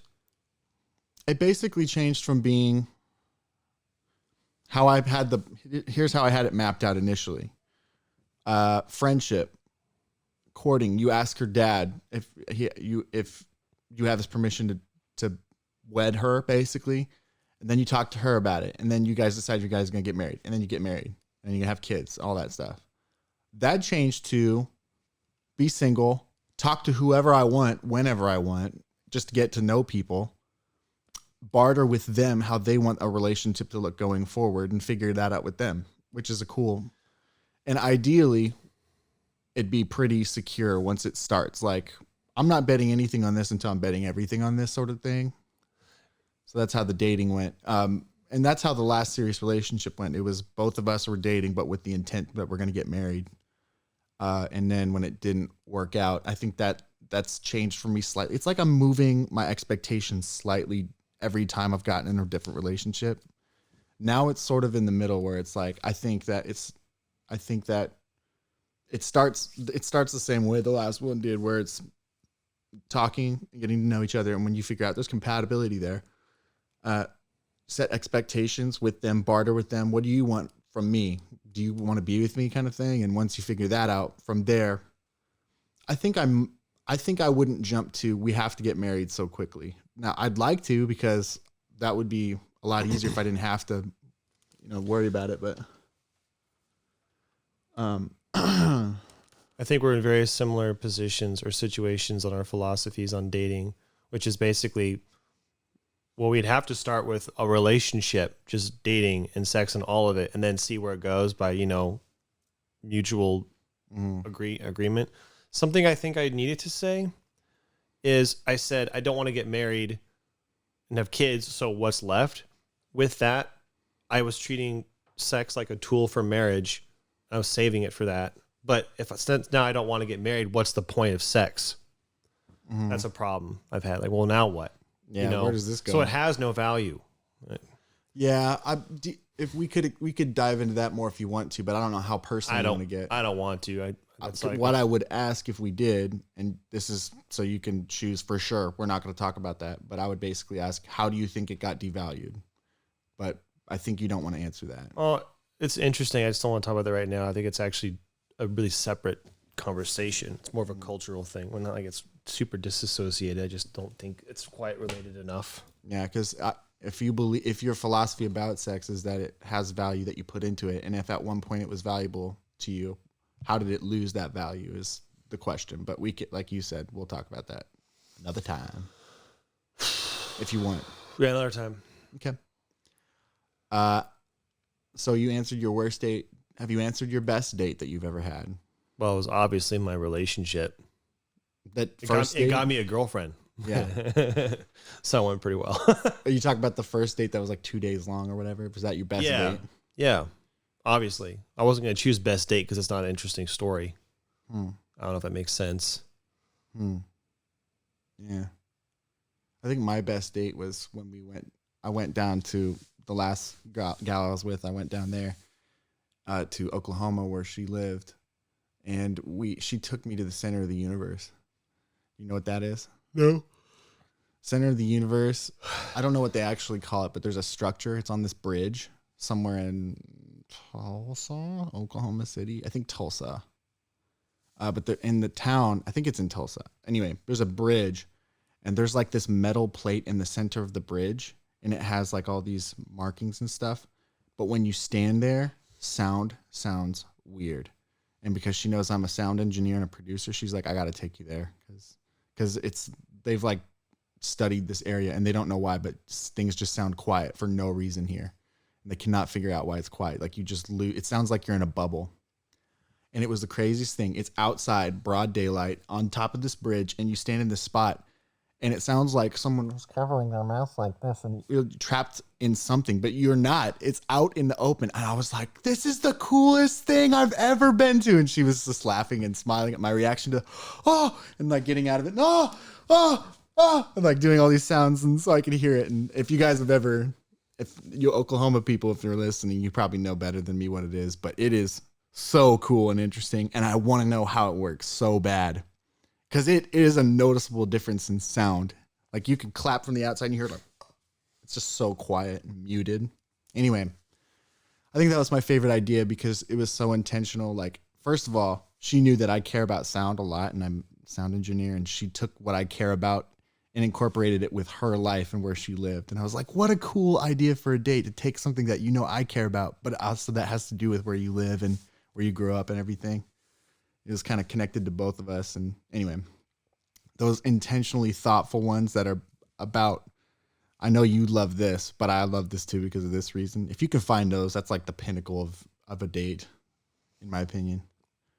So my topic change question is, what's the future for you? What's your path? What's the path you're on?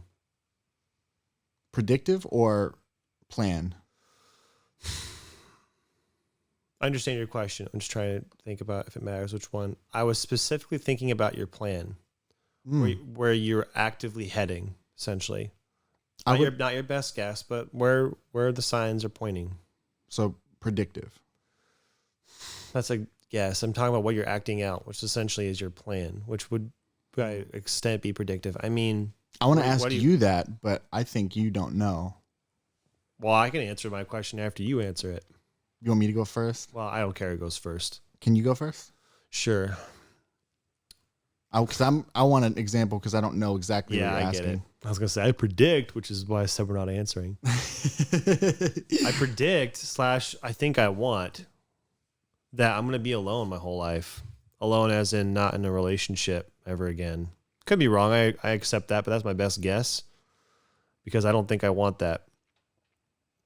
Yeah, and I could give my reasons for that, but that's not what the question is. What do you think you'd be lacking if that's the case? Obviously, you'd be lacking a Not relationship, much. but what else do you think you'd be lacking? Not much.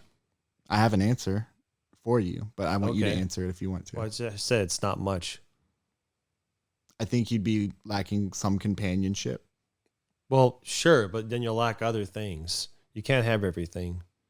Like what? You can't have freedom if you're in a relationship. You don't have control over certain elements of your life. You sacrifice. Mm-hmm. I think most people do and should want a long-term relationship. I think it's a good thing. I don't think it's right for everybody. And I'm not saying I'm special, but I know I'm different. Everybody's different. I don't think it's for me. Mm-hmm. I think I'm one of those weird people who, like, I don't know. Some people aren't designed and built for it. And I admit I'm really hurt and wounded, so I don't have a good outlook on myself, self-confidence wise. But that is my best assessment. I'm just not built for it. I think it's pretty objective of you to say, although I told you this before when we've talked. I have some qualms about it. However you say that, I have some questions about that, and I have some predictions in the direction where I don't think that that's where you're going necessarily, because you're in this phase in your life, and eventually you will not be in this phase in your life, and you'll want different things. So I acknowledge it's possible, but I'm not having you guess for me. I want you to tell me where you are. I guess for me, I would almost said predictably again too, but you can if you want, whatever. I go on dates once in a while. I talk to different gals. I think my outlook is kind of similar to yours in that we should talk about this after I explain this, but we're not super optimistic about dating culture, and we're not really proud of how the culture gets to dictate how dating should look, and we don't like it because we think it doesn't work. But we'll talk about that later. Because of my opinion about that, I'm not super optimistic, especially because everybody's in lockdown right now. I feel like if I met somebody super special out in public or wherever I am, if I met someone and we got along great and it was just chemistry and she had all these interesting things that she contended with me, I would be like all about, I'm going to date this gal and marry her. But I think at this point, having been through what I've been through, and I think you would agree for yourself, but it would take some pretty specific person to make me want to pursue them with the vigor that I intend to pursue a wife with. There's one way of saying it.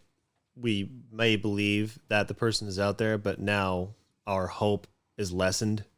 Do you think there's less chance of that special someone being out there? No, I don't necessarily think there's less chance. I just think it's less like, okay. I think that based on my decision making and how little I go out and how little I meet new people, of course I'm not going to meet that person, kind of thing. If I decided you're less optimistic, but it's the same. Oh yeah. idea. Well, and culturally people can't go out as much, and there's a less, whoever I'm supposed to, I don't think we believe in soulmates, but whoever is out there that would fit with me really well locally, who I'm supposed to be finding, she's at her house hiding away from coronavirus right now. And so am I. So I'm okay with just being super patient and just kind of enjoying the people I'm talking with when I'm talking to them. And I'm also pursuing an alternate career, believe it or not. So I'm pretty preoccupied in that way. So soulmates might be an interesting one. you want to talk about soulmates? Kinda. What do you think about soulmates? Well, I think at one point I used to. I think now I don't. And I think I know what you believe. I don't need to think about it because you can tell me. In my case, well, actually, no, just because I think I was designed to be alone, which would mean I was designed without a soulmate, if that makes sense, since that's what I believe about myself. Now, obviously, I think there's someone who would be an excellent 99.99 fit. That might be possible because of chance, but not a soulmate. By my definition, is someone who is designed and it's been preordained, and you're destined to be together, and that's like an inevitable part of the future, if that makes sense. But by that definition, it means there's a soul. You can't have a soulmate that you never meet. So I don't know if I agree in that either. But I'll just keep it simple. No, I don't think I have a soulmate. Mm-hmm. Do you believe in soulmates as people define soulmates? I think people, there are two couples that are designed to be together, and that's destiny, we want to call that, and that's as close to a soulmate as I think you can get. It was always meant to be, and there's nothing you can do to change it. That's part of intelligent design and preordaining. Yeah, that's included in your belief in God, I think. Yeah, and that's how I would define soulmate. And you don't think he's got yours out there, your perfect fit. You don't think she exists? No. Okay, I see where you're at. This is one way that we're super different because I don't believe in soulmates at all. I think it's bullshit. I basically think that soulmates it's an unrealistic expectation. That said, like you said, and I've explained this to you like this before, but 99.9% perfect fits. Heck yeah, like they're out there. Personality wise and behavioral and upbringing and all that stuff. Sure, there's a gal out there who's going to be the best fit for me. That's just because there's so many people and there's one gal that's going to be the best fit. Yeah, odds that you find are pretty small. But even then, she's not a soulmate. Yeah, but I have this personal belief about people and that they're super adaptable, like microevolutionarily and culturally and personally. Like a person can evolve from being, if a person can evolve from being fat to being in shape, then a person can evolve from being less intelligent to more intelligent, or less educated to more educated. A person could evolve from being lazier to being, they're super adaptable and they can change. And in the same way, I think relationships can evolve and change. So like if you pick a gal and you marry her and you just stick to it, I think that you guys are going to change a lot in order to fit each other best in the best way that you're designed to fit that person. That's my belief on it. But I don't think there's soulmates in that there's a person made for you. Well, then I kind of oddly, even though they're different beliefs on soulmates, it puts us in the same spot. We think we could end up with somebody, but whoever we end up with is not a soulmate. It's just the best. Yeah. Best we can find. Best statistical fit. That's what I'm looking for. Yeah. I'd be very pleased to be wrong if God just. Hey, guess what, bitch? Yeah, you were wrong. Yeah, he just came down on a cloud like in my freaking dreams one night, and he busted my windows open. And he just like had in his hand like this girl, and he just like put her in my room. Put her in your room like this. Yeah, just and on the way out, you can't say anything about not being soulmates. He doesn't say anything. He just puts her in your room, and on the way out. You were wrong, Zach. Can you imagine if that's how God gave you your wife? And then I would, and she's just all like pretty, like sitting on his hand, and then she just gets off the hand and just thanks, and he just peaced out. Looks at you. Yeah. No, that I would say the same thing you said, which is I'd be happy to be wrong. Yeah, but that is not my guess. Yeah, I'm not betting on the hand to come down. Yeah, I actually, because part of that belief where I believe that there's one that's the closest match to me. I also believe that there's like probably 10,000 to 100,000 gals who would be great matches for me I could totally marry and be with for my whole life. Right. Same. Yeah. If that's what I wanted. Yeah. But for me, I don't want that. Right. I know. But you, I think, would like to be married and have kids, right? Sure. Like imagine the option was available. She's here in front of you now, right? Mm-hmm. The option's available. You'd want to go through with that kind of a future. Yeah. Whereas I don't. I'm like, I don't want those things. Yeah. Well, we're different that way. Yeah, we are. I can explain that too. Yeah, go ahead. Like I just put the pieces together, and I think I enjoy people, and so it'd be cool to have a whole person that's all for me. That'd be awesome. And then I also enjoy little kids. And I think it'd be awesome if little kids looked like half like me. That'd be cool because I like me. Yeah. And I like kids. That's why I think I want kids.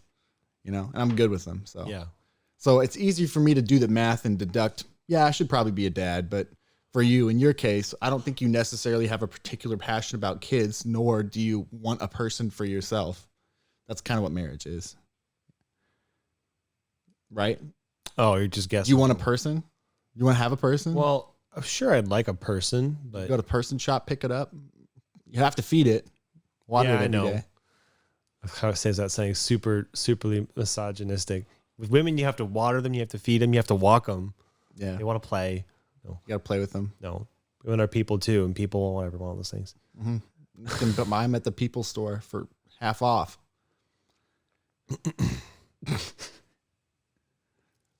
What do you think about what I was saying about?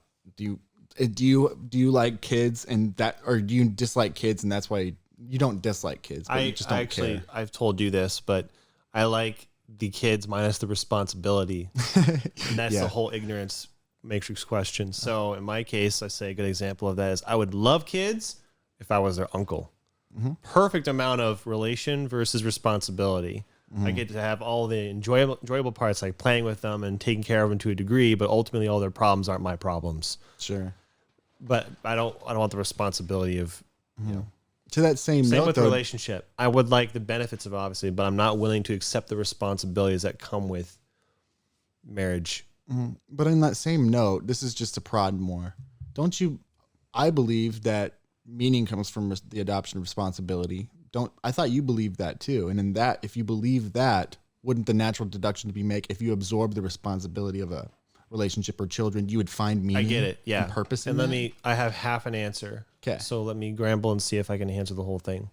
For the longest time, I believed, yes, that is the most noble and the most good I can do in this world is to get married and have kids, because that is the most, like, some of the most meaningful / responsible things you can do. Therefore, I'm going to pursue those things. Not because I want them, but because it's what's right, essentially. That makes sense so far? Yes. Well, as I got closer to it,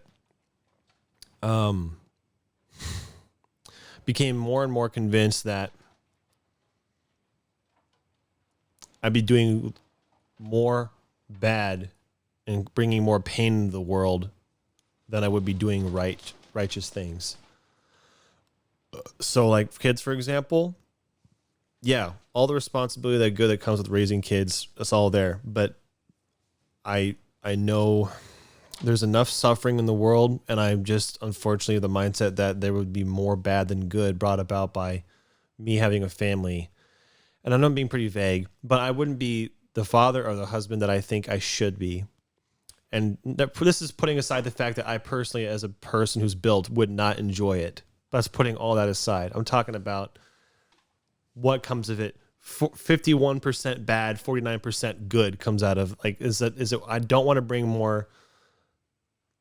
I say this a lot to certain things. They go, there's enough suffering in the world, and I think that I would make it worse ultimately. I do With believe that attitude, you would.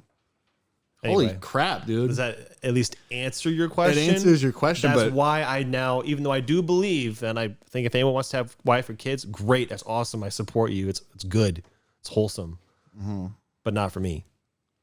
That's what I think. That says more about you than it says about kids and wife. Well, yeah, I'm just self-aware. Well, I think you're pessimistic. Oh, I certainly am. But I also you don't count on yourself to improve in these ways that, like, I know you're doing the math based on right now, but you're not giving yourself any credit for how you're going to change and grow given that situation. I'm only doing this for the theoretical, by the way. I'm not saying go get married, have kids. I know. I just believe Whereas, well, I think maybe I'm being hypocritical. I sure hope not. Who doesn't hate hypocrisy? But I think in my case, objectively, I wouldn't be suited for it. Unlike you, for example, I know you're good with kids. And I know you like kids. I think you having kids would benefit a lot from them having you as their dad. And I think they would have good lives as a result. I'm not convinced in my case. Okay. No, I do get it, and that makes sense. That's all. I don't need you to agree. I just need you to get it. Yes, I do. And I appreciate you not making me agree, because I do disagree. I think you'd be great.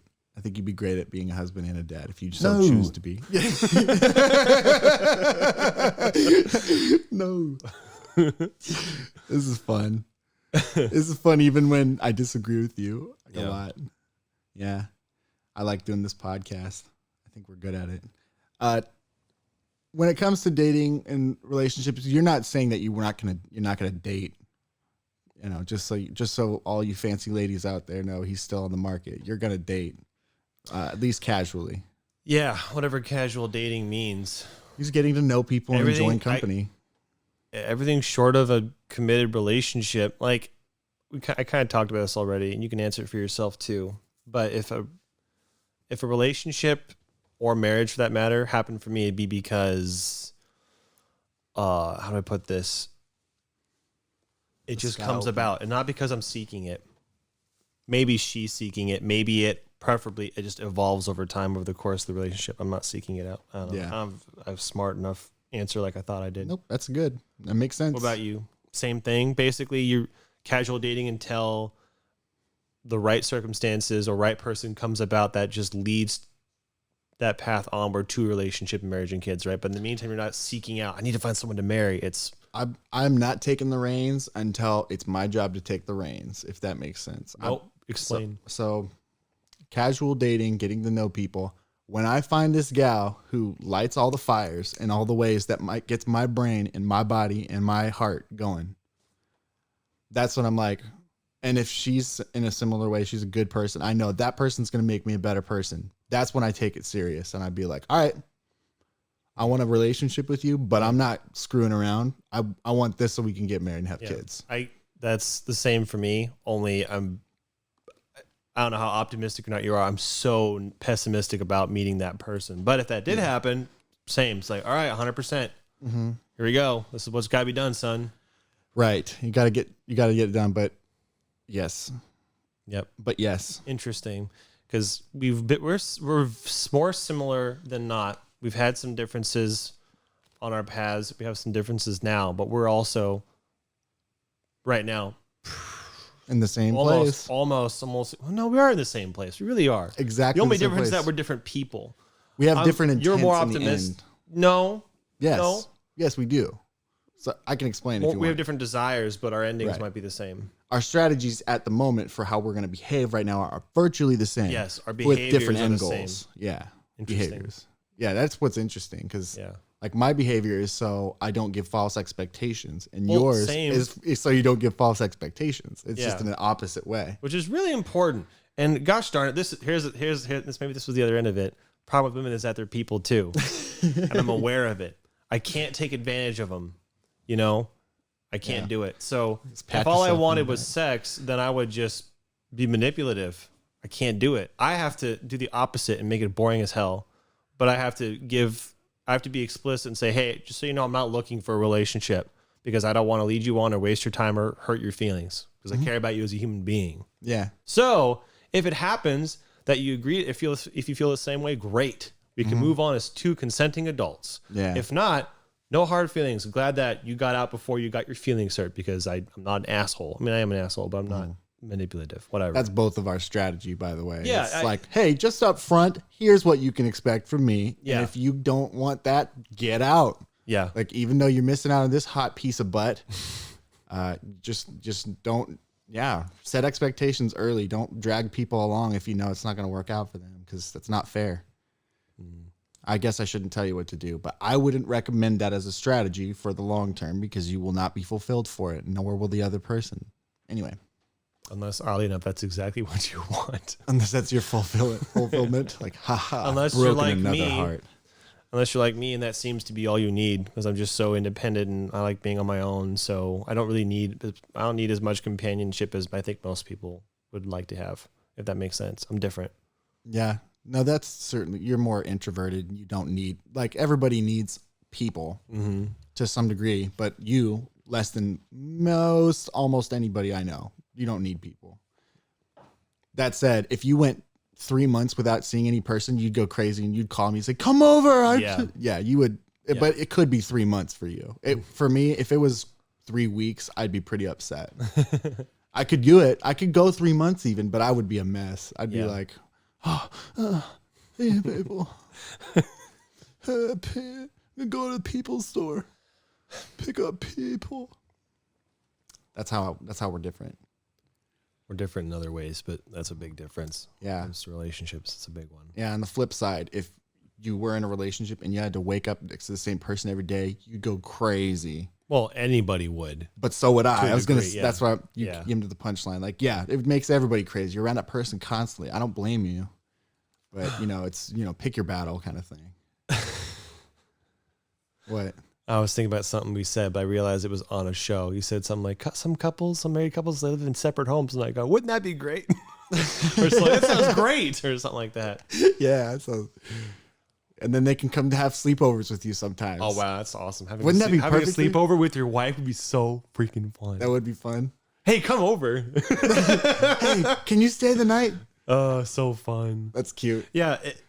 Speaking more optimistically, how about this? And I touched on it, but let's take it an optimistic angle. If ever marriage or something like that happened, the way I see that happening is the path of starting with casual dating. It'd have to start with none of that long-term stuff in mind. We just agree and consent on everything up until casual dating, essentially. And then if it just naturally somehow came about and the chemistry came after the fact, because I've been doing it the opposite.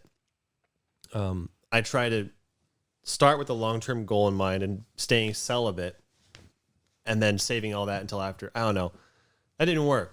Maybe there's a chance the other way around. Maybe if you start with the sex and the casual dating, maybe then there's an opportunity for marriage to arise out of it. I've never lived that way until maybe like a month ago. Right. So that's more optimistically put than how I was saying it before. Yeah. I'll stick around and see how the new strategy works out for you. I don't have thoughts on it particularly. Okay, well, now that you could go anywhere, where would you go? Like, stick around. Like, I want to watch this shit. Bye, Walter. Well, I don't know. I just get to watch as you go through your relationship journey and how your mindset has changed about it, and it is super different. Like, Yeah. than Change we used to have. Change is scary. Yeah.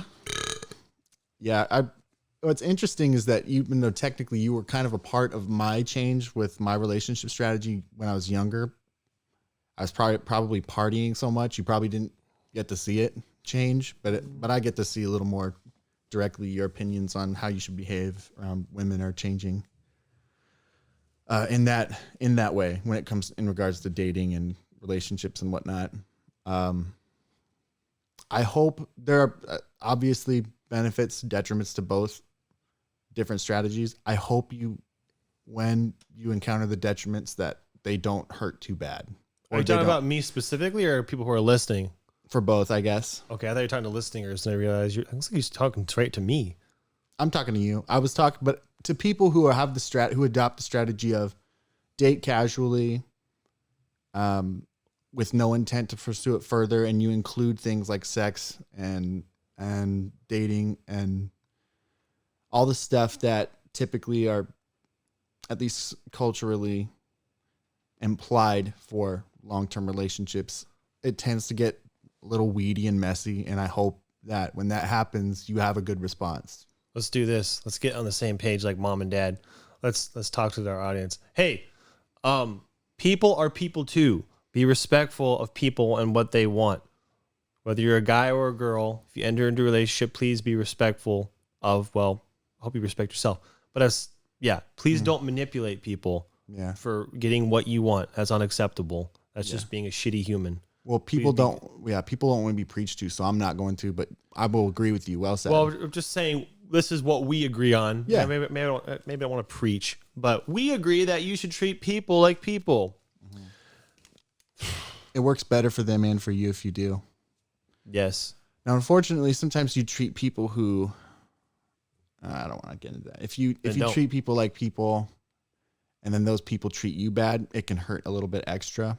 But so what? You can be tougher. You can be strong enough to be right with yourself. Yeah, what you do matters more than what people do to you.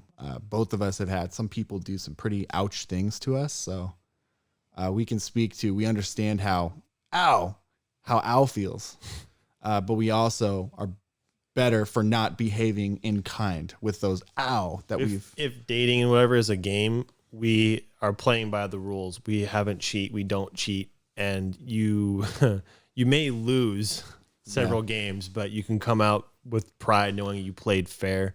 That's a good way to say it. Maybe I don't know, but that sounds like a cheesy analogy. Just don't be a shitty human, please. You'll be worse off for it. Yeah. No, I get it. We have not done it all perfectly either, by the way. I can speak for myself. I haven't done it all perfect, but when it came to committed relationships, I did everything right, and I was glad I did, even though it didn't work out. You know, especially coming from someone like me who's really hard or down on myself, but god damn it, I gave it 100%. That's what I mean by did it right. I didn't do it all right, but I know you feel the same way. I'm very proud of the work I did in my committed relationship, you know, and how you want to put that, played whatever. Did our best. We did our best, damn it. Yeah. So we are not, neither of us are in relationships right now. Like if the long-term relationship, if the game was to get married and we lost, even though we lost, we feel really proud of ourselves. Yeah. We got second place. That's just, screw you. Yeah. It's just insulting. That sucks. It's worse than saying we lost. Like, you got second place. Like, I would have rather just lost. No, I don't know. I don't know either. There's not really winners and losers when relationships break up. It's not a great analogy. Yeah. I'm just saying. Everybody kind of loses. It's not about coming out on. It's about being the best you can be. That's what it's about. Mm-hmm. Well, and that comes with treating everybody else with respect and shit. It comes with a lot of things. That's a good thing for life in general. Is if you make yourself strong and capable. I've said this before, but you win if you're the best version of you can be, and in relationships and interactions with people and casual flings. Being a good man or woman will make you more attractive, first of all, and well, it'll make you more fulfilled. I don't know. It makes you a lot of things. It only benefits everybody if you become a badass. Just fucking do it. Just be good. Yeah.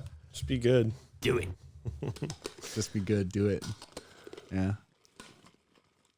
I liked this topic. I'm glad we got to talk about it. There's more to talk about, I'm sure, but I think we've exhausted it actually pretty well, and we did hit the 2 hour mark. So I think it's a good time to stop. But like I was saying, we can always come back to topics again, and yeah. Hey, listeners, audience, comment with topics that you want us to talk about. Yeah. Because we have a list of things that we want to talk about, but there's so many things that we don't even know to think of. And we actually really, if you guys could give us suggestions, we'd probably jump on that. We have a big list of things too. But I was going to say, please give us suggestions. I hit the stop record button by accident. It will be black for like 2 seconds in the video, so it's not a big deal. But I remembered that's why I wanted to remove it from this, so I accidentally push it like I just did. But fortunately, it's going to be okay. That's what that was. Yeah. But yes, agreeedly. Is that a word? Agreedly? I don't think it's a word. Please, if you have some specific topics that you want us to talk about, let us know. We got with many more to come is the idea. So adverb. That's what you call it when you add "ly" to the end of a something. No, ly. I was just making. Yes, I was trying to make the word agreedly, but into an adverb, but that doesn't. It's not. Yeah, it's not. Agreeingly is a word. Yeah. He said agreeingly. Yeah, it is. Yes, it's an adverb. That's the one. Yeah, agreedly is not correct. Yeah. I was like, agreeingly. I don't like it. It's a word. I don't like it though. Too bad. Can I cancel it? All right. Do we want to go or? Yeah, let's go forever. All right. Next. Sorry about not doing a game. We haven't organized another game that we can play yet. Yeah, and our segments are I want to drag this out, but we have segments we want to be doing right now. All it is the one big rant segment. We haven't really incorporated the other segments yet. Mm-hmm. The show will have more variety in the future as it evolves. I was going to say, it has been a few days since we recorded, almost a week, which is not normal for us. We may be back in half week. It might be a week from now. Hopefully you haven't missed us too much, but we are trying to release highlights daily in between our shows so that you have something from us. But if you watched or listened to the whole thing, thank you for being a listener on any one of our platforms. Yeah. If you guys like it when I go through our demographics too, I can keep doing that because it's interesting to me. The thing today is that freaking Finland is like 5% of our listeners now somehow. So Finland is just nice. Yeah. So that's the thing I remembered about. I checked it today. I was like, whoa. And we're actually probably about 600 listens now. Yeah. Every time we've come back for a podcast, it's like 100 more streams. Almost. Which for podcasting and not promoting it aside from YouTube at all is crazy. I didn't think podcasts would have any traction at all. We're climbing, and we'll let you all know when we hit a million. We'll let you know. We'll let you know when we hit 1,000 on YouTube or our listeners or our audio things. Yeah, we're almost at 750 on YouTube. 750 subscribers. Yeah, listeners. That's so crazy. Well, but we'll be back as soon as we want to. I was gonna say as soon as we can release, as soon as we want to. I'm gonna cut to our third camera. And we're gonna say goodbye. Yeah. All right. Well, thank you guys for listening, and we will see you next time. That was such a good show. They're gonna just cheer us out. Thank you. Thank you, guys. Thank you. Yes.